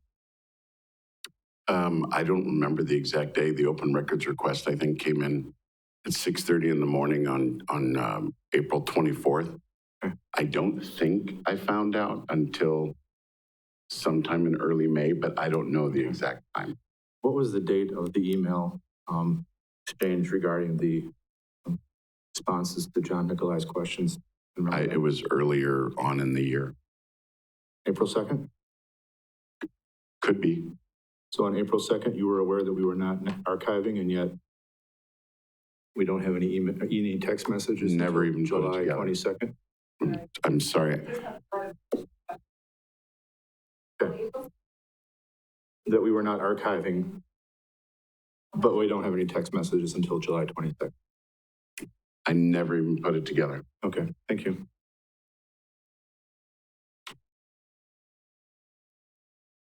Any other questions from the council? Do you have any further comments? No. Dr. Keogh, anything else? No, thank you. Okay, and since you have the last opportunity to talk, yes, as a witness, you'll have a chance as a closing statement. But yeah, no, okay, I'm good then. All right. Did you want to call anybody else for witnesses for your defense? Okay. I guess at this point, I would like to know if the council has any additional witnesses that they would like to call based on anything that was provided for testimony. Okay, then I guess at this point, we would go into our closing comments. Comments, not arguments, is that correct? No, it's argument. Oh, closing arguments, okay. And we'll start with Dr. Keogh. Yes. So Dr. Keogh, feel free to give your closing arguments. Well, I prepared them earlier in the day. I'm going to add to them sort of extemporaneously. as we go along. And if you don't mind, I'm going to change glasses because I can't read with Italy.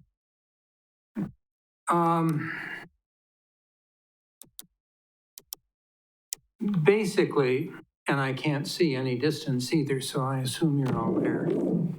We're back to where we started last Friday. We know that records were removed from the mayor's phone. We know that one way or another that removal had to be purposeful. We don't know if any of the removed records were important, but that isn't the point. They could have been.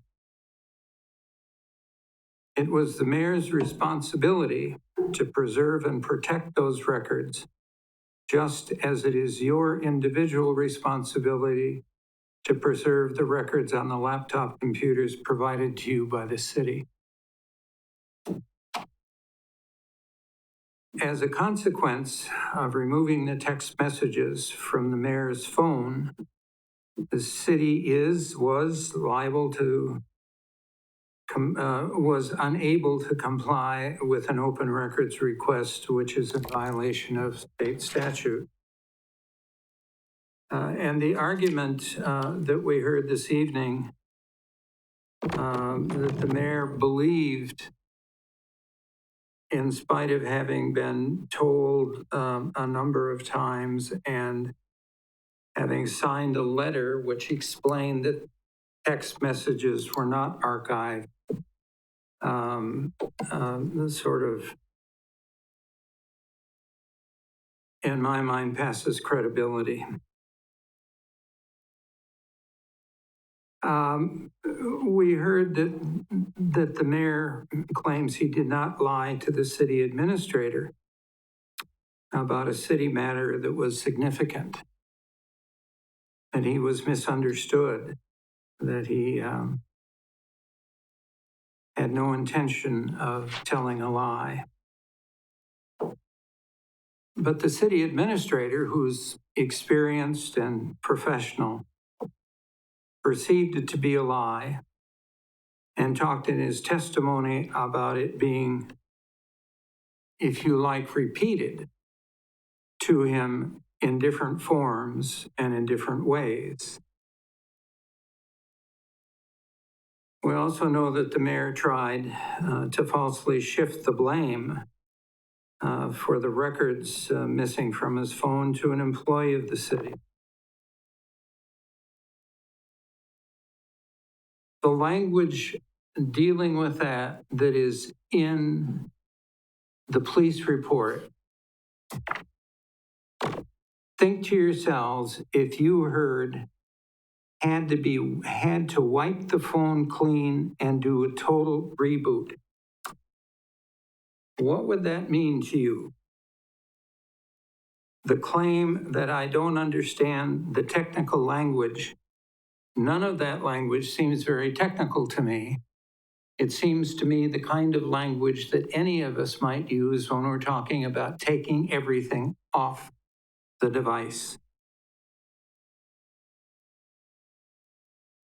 So it appears to me clear that in the relatively small matter of an open records request, we have evidence that the mayor lied twice. And that's the most important part of my complaint. His explanation is that he was misunderstood, that he didn't know, that he had no intention. Those are the kinds of arguments that I got from my kids when they were in 7th grade. My experience tells me that you cannot work with someone you can't trust.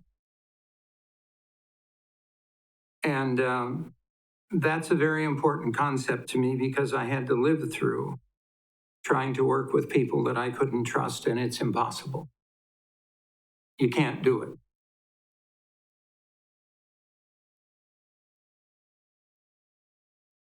And I believe that the lies he told make it impossible to work with the mayor in the future, because you can't trust what he says.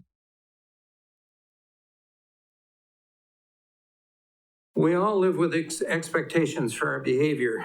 Some take on special responsibilities by virtue of their role in society.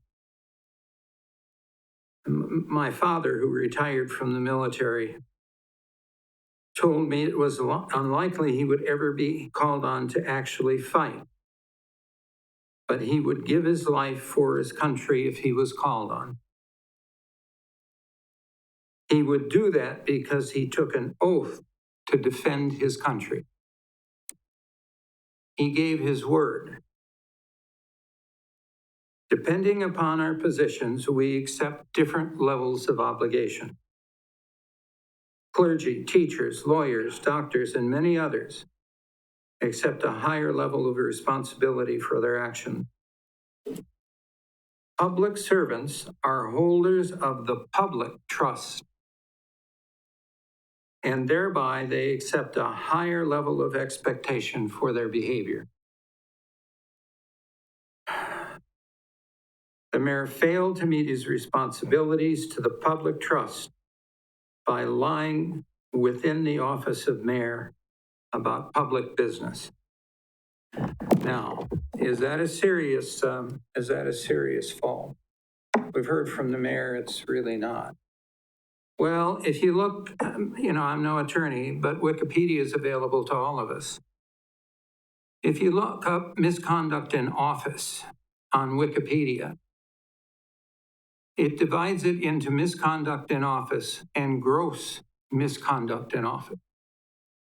And lying is gross misconduct. And it is adequate reason for removing someone from their position. We don't know what other lies the mayor had made in his time as mayor. It could be none. But as I said earlier in this hearing, lies are the destroyer of trust. They're like a cancer. How are the staff and the Common Council going to work with a man who has lied in meeting his responsibilities as mayor? We know from the work of psychologists that the best predictor of future behavior is present and past behavior. Given that principle, it is possible that the mayor will exhibit similar behaviors in the future.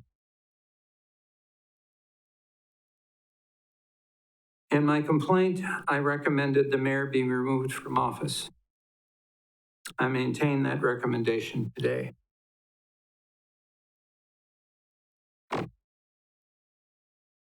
I take no pleasure from any of this.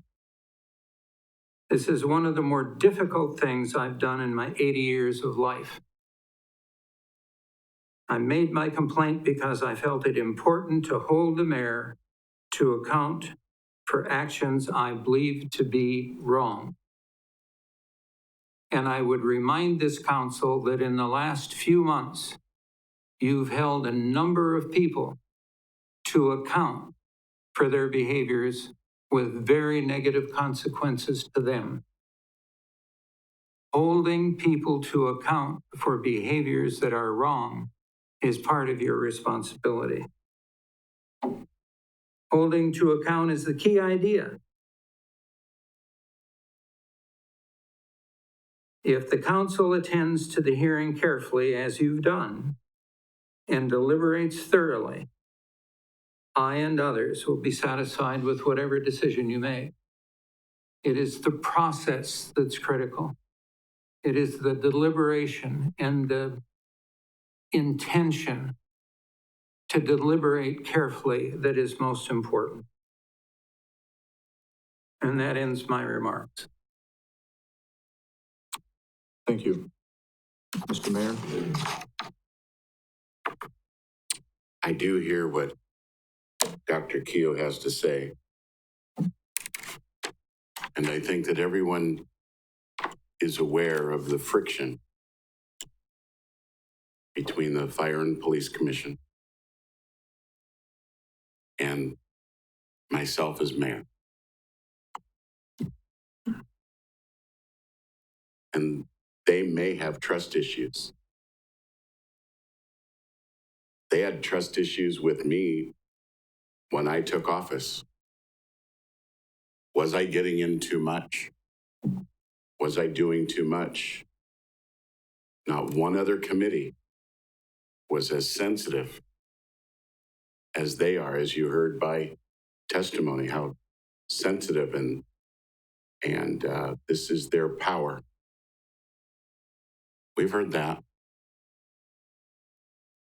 It seems as though this whole thing is all centered around that. Fire and Police Commission has optional power. They run their show. However, the role of the mayor is that the mayor can make an appointment to a PFC for whatever reason they want. And let it be very, very clear. There's no question in the fact that on my original appointment on the 21st, and then the 24th is when the open records request comes in, and a whole series of things that I didn't even enter in, wasn't allowed to enter in because it's not part of the request, which I certainly understand. It's been political from the word go. And that is where people have trust. Because the citizens of Marshfield have been behind me 100%. The taxpayer, the people that we all represent, maybe in some committees or even in these walls, maybe not everybody likes me, that's okay. Leave this and you go out to the public, the people that we serve. They're the ones that kick us out. They kick us out every 2 years. They don't like what we're doing. If they say, hey, he lied, then they kick you out. If it's something serious, but we cannot be left, and we haven't been able to go down to the road, but there have been some serious mistakes made. And people don't like accountability, but I want to go back to something Dr. Keogh said. We have found nothing different from where we started on Friday night. There's nothing different. We know when an investigation was done, it came up with, there are no actions. My dad was a wonderful man. He was my hero. He always said, actions speak so loudly, I can't hear what you say. The action was no charges. It wouldn't cost them anything to throw out a ticket and give you a forfeiture. That wouldn't be hard to do. Then, okay, so then you got to pay the ticket or you got to fight it in a court of law. It was made mention that they couldn't want to, they didn't want to do it because it was cost prohibitive. And that is true from the investigative point of view, but not down at the DA. They can write out a forfeiture. They didn't. That was the action because they couldn't prove anything, and nothing is any different, as Dr. Keogh stated, right now than it was Friday at 5 o'clock when we started.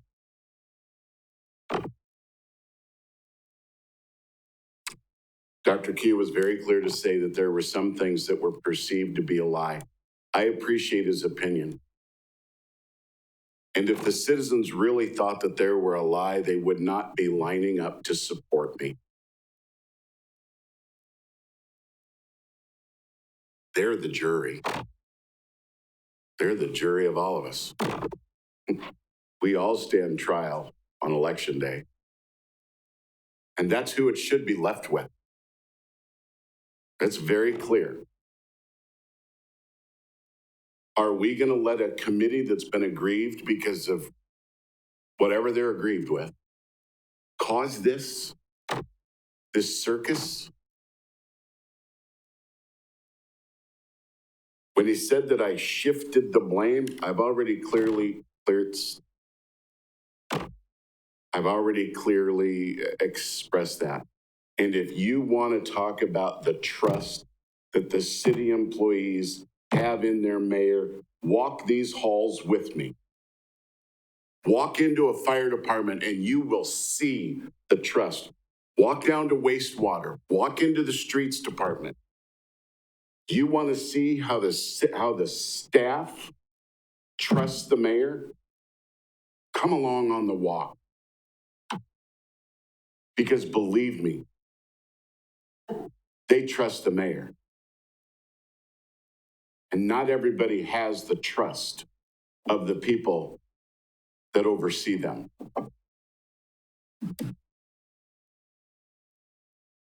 Dr. Keogh brings up misconduct in office. Trained detectives saw this. They could make that allegation. Apparently, they don't know what they're talking about. They couldn't find it. Trained investigators, far more qualified than Dr. Keogh and I sitting up here pretending like we're attorneys. They didn't see it. And we can make excuses for why they didn't, but it goes back to what my dad said. The actions speak so loudly, can't hear what they're saying.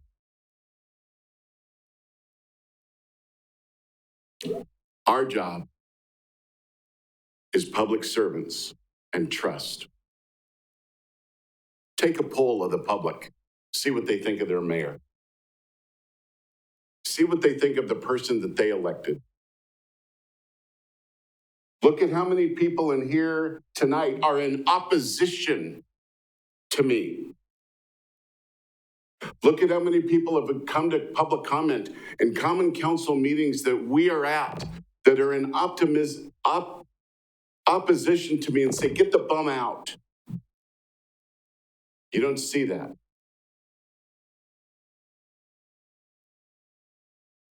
This is indicative of the rest of the city. And they trust the mayor because the mayor is trustworthy. Mayor's not perfect. I haven't met anybody yet that's perfect. But the citizens are very clear, as are city staff. Walk the halls.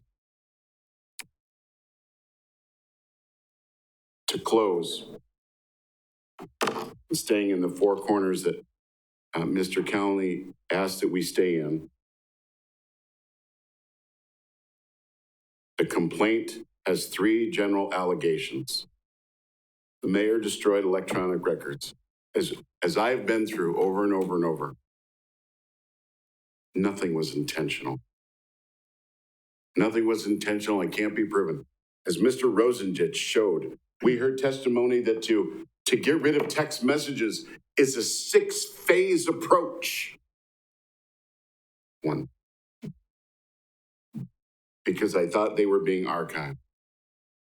He was dishonest about his response to the public records. No, I wasn't. Steve Barg and city staff, other city staff, they had to pull up all the emails. They didn't pull up all the emails, which would include spam. They pulled up emails that were in the four corners of what the open records request was about, not all of them. That's a ludicrous argument to say, well, then we need to see all of the emails, the 20 to 30 to 40,000 emails, to make sure that all of them don't have that. That's pure insanity.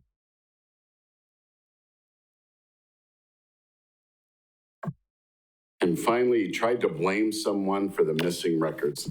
Couldn't be farther from the truth. I stood up there and took accountability and responsibility for it. I'm not perfect. I've made mistakes. I believe we all have. There's a huge difference between intent to do something and someone making a mistake. A huge difference. And although I understand that Dr. Keough and some want removal of the mayor, it's very clear why.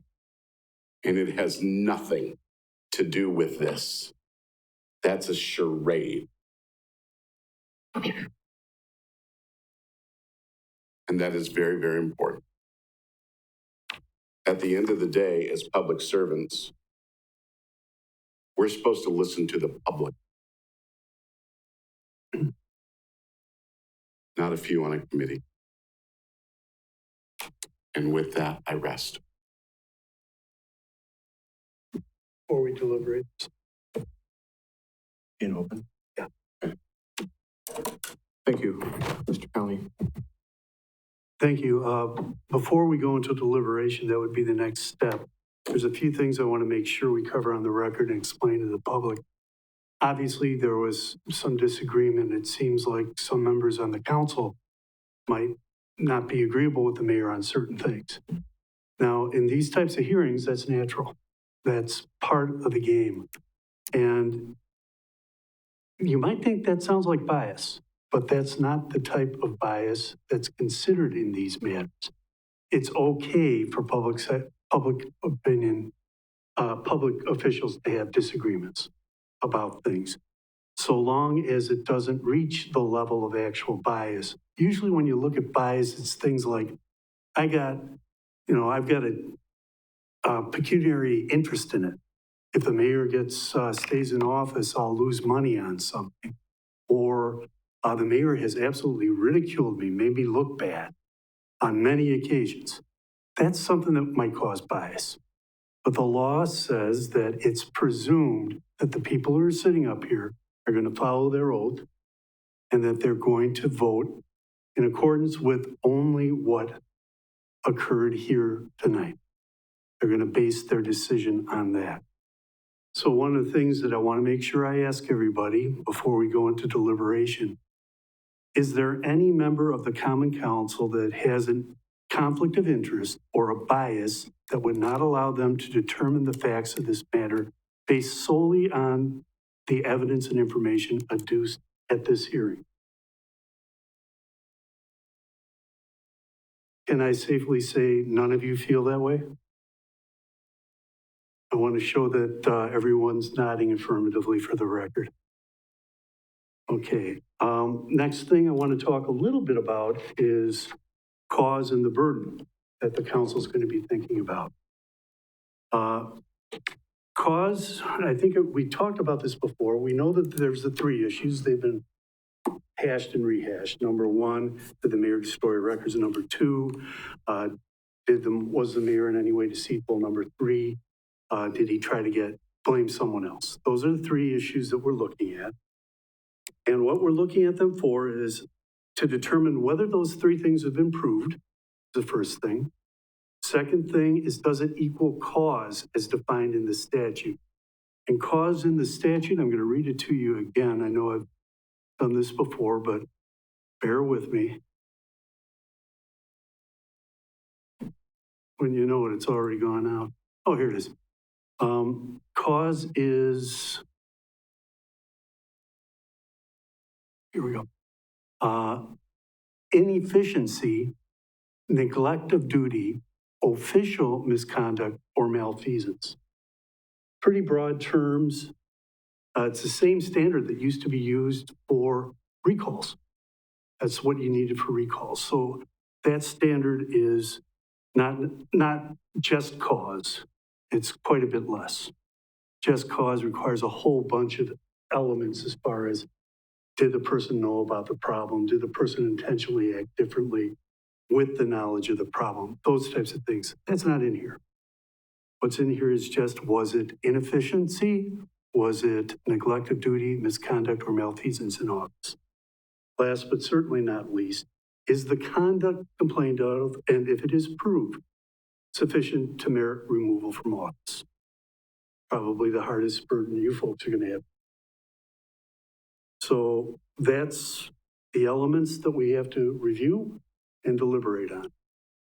Any of you folks have any questions before we deliberate? Yes.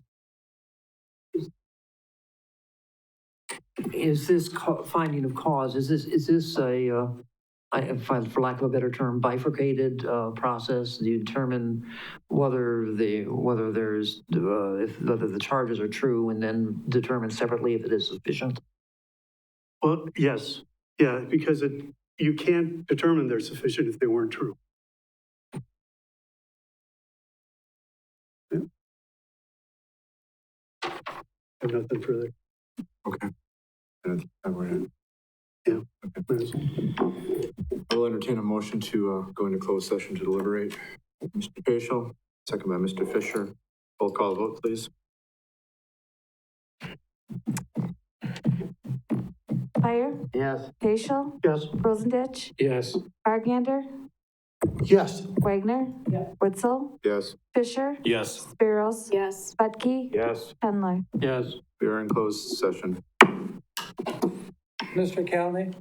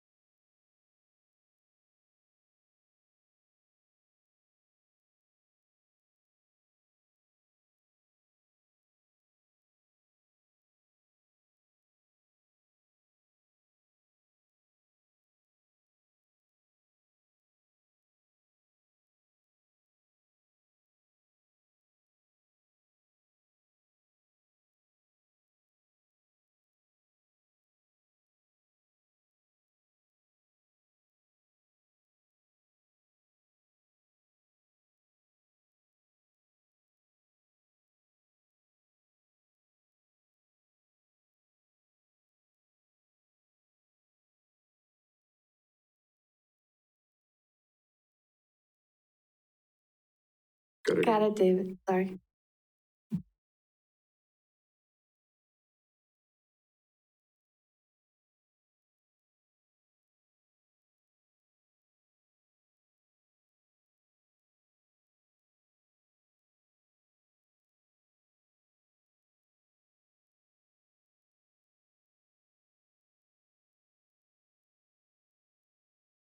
All right. We're back in open session. The council has deliberated on the matter of the charges considered against Mayor Bob McManus. I'll entertain a motion. Mrs. Spiros. I'm going to make a motion to order that the mayor be removed from office and to direct council to file a certified copy of this order with the city clerk, together with a complete transcript of the proceedings and a statement of the causes for removal. I have a motion and I have a second by Mr. Bargander. Any discussion? If none, then please vote.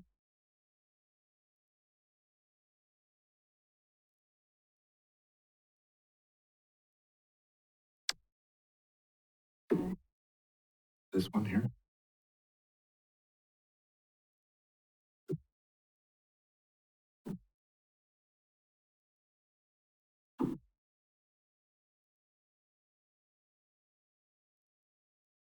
That motion passes 8-2. Mr. Callen will explain the rationale set forth by those voting for the removal. As the vote indicates, 8 people are in agreement. They are in agreement on the following. The mayor deleted text and should have known that he should not have deleted those texts. The mayor was misleading concerning the text, changing the reasons for withholding the texts from Mr. Barg. The mayor tried to blame a staff member, Matt Sutton, based on Steve's account of their discussion regarding the text messages. The 8 people who voted for this believe that that was inefficiency in government and official misconduct under the statute, and that the impact on staff and loss of trust, together with the exposure, that is the amount of time it took to respond to the public records request, merits removal from office. Have I properly stated that?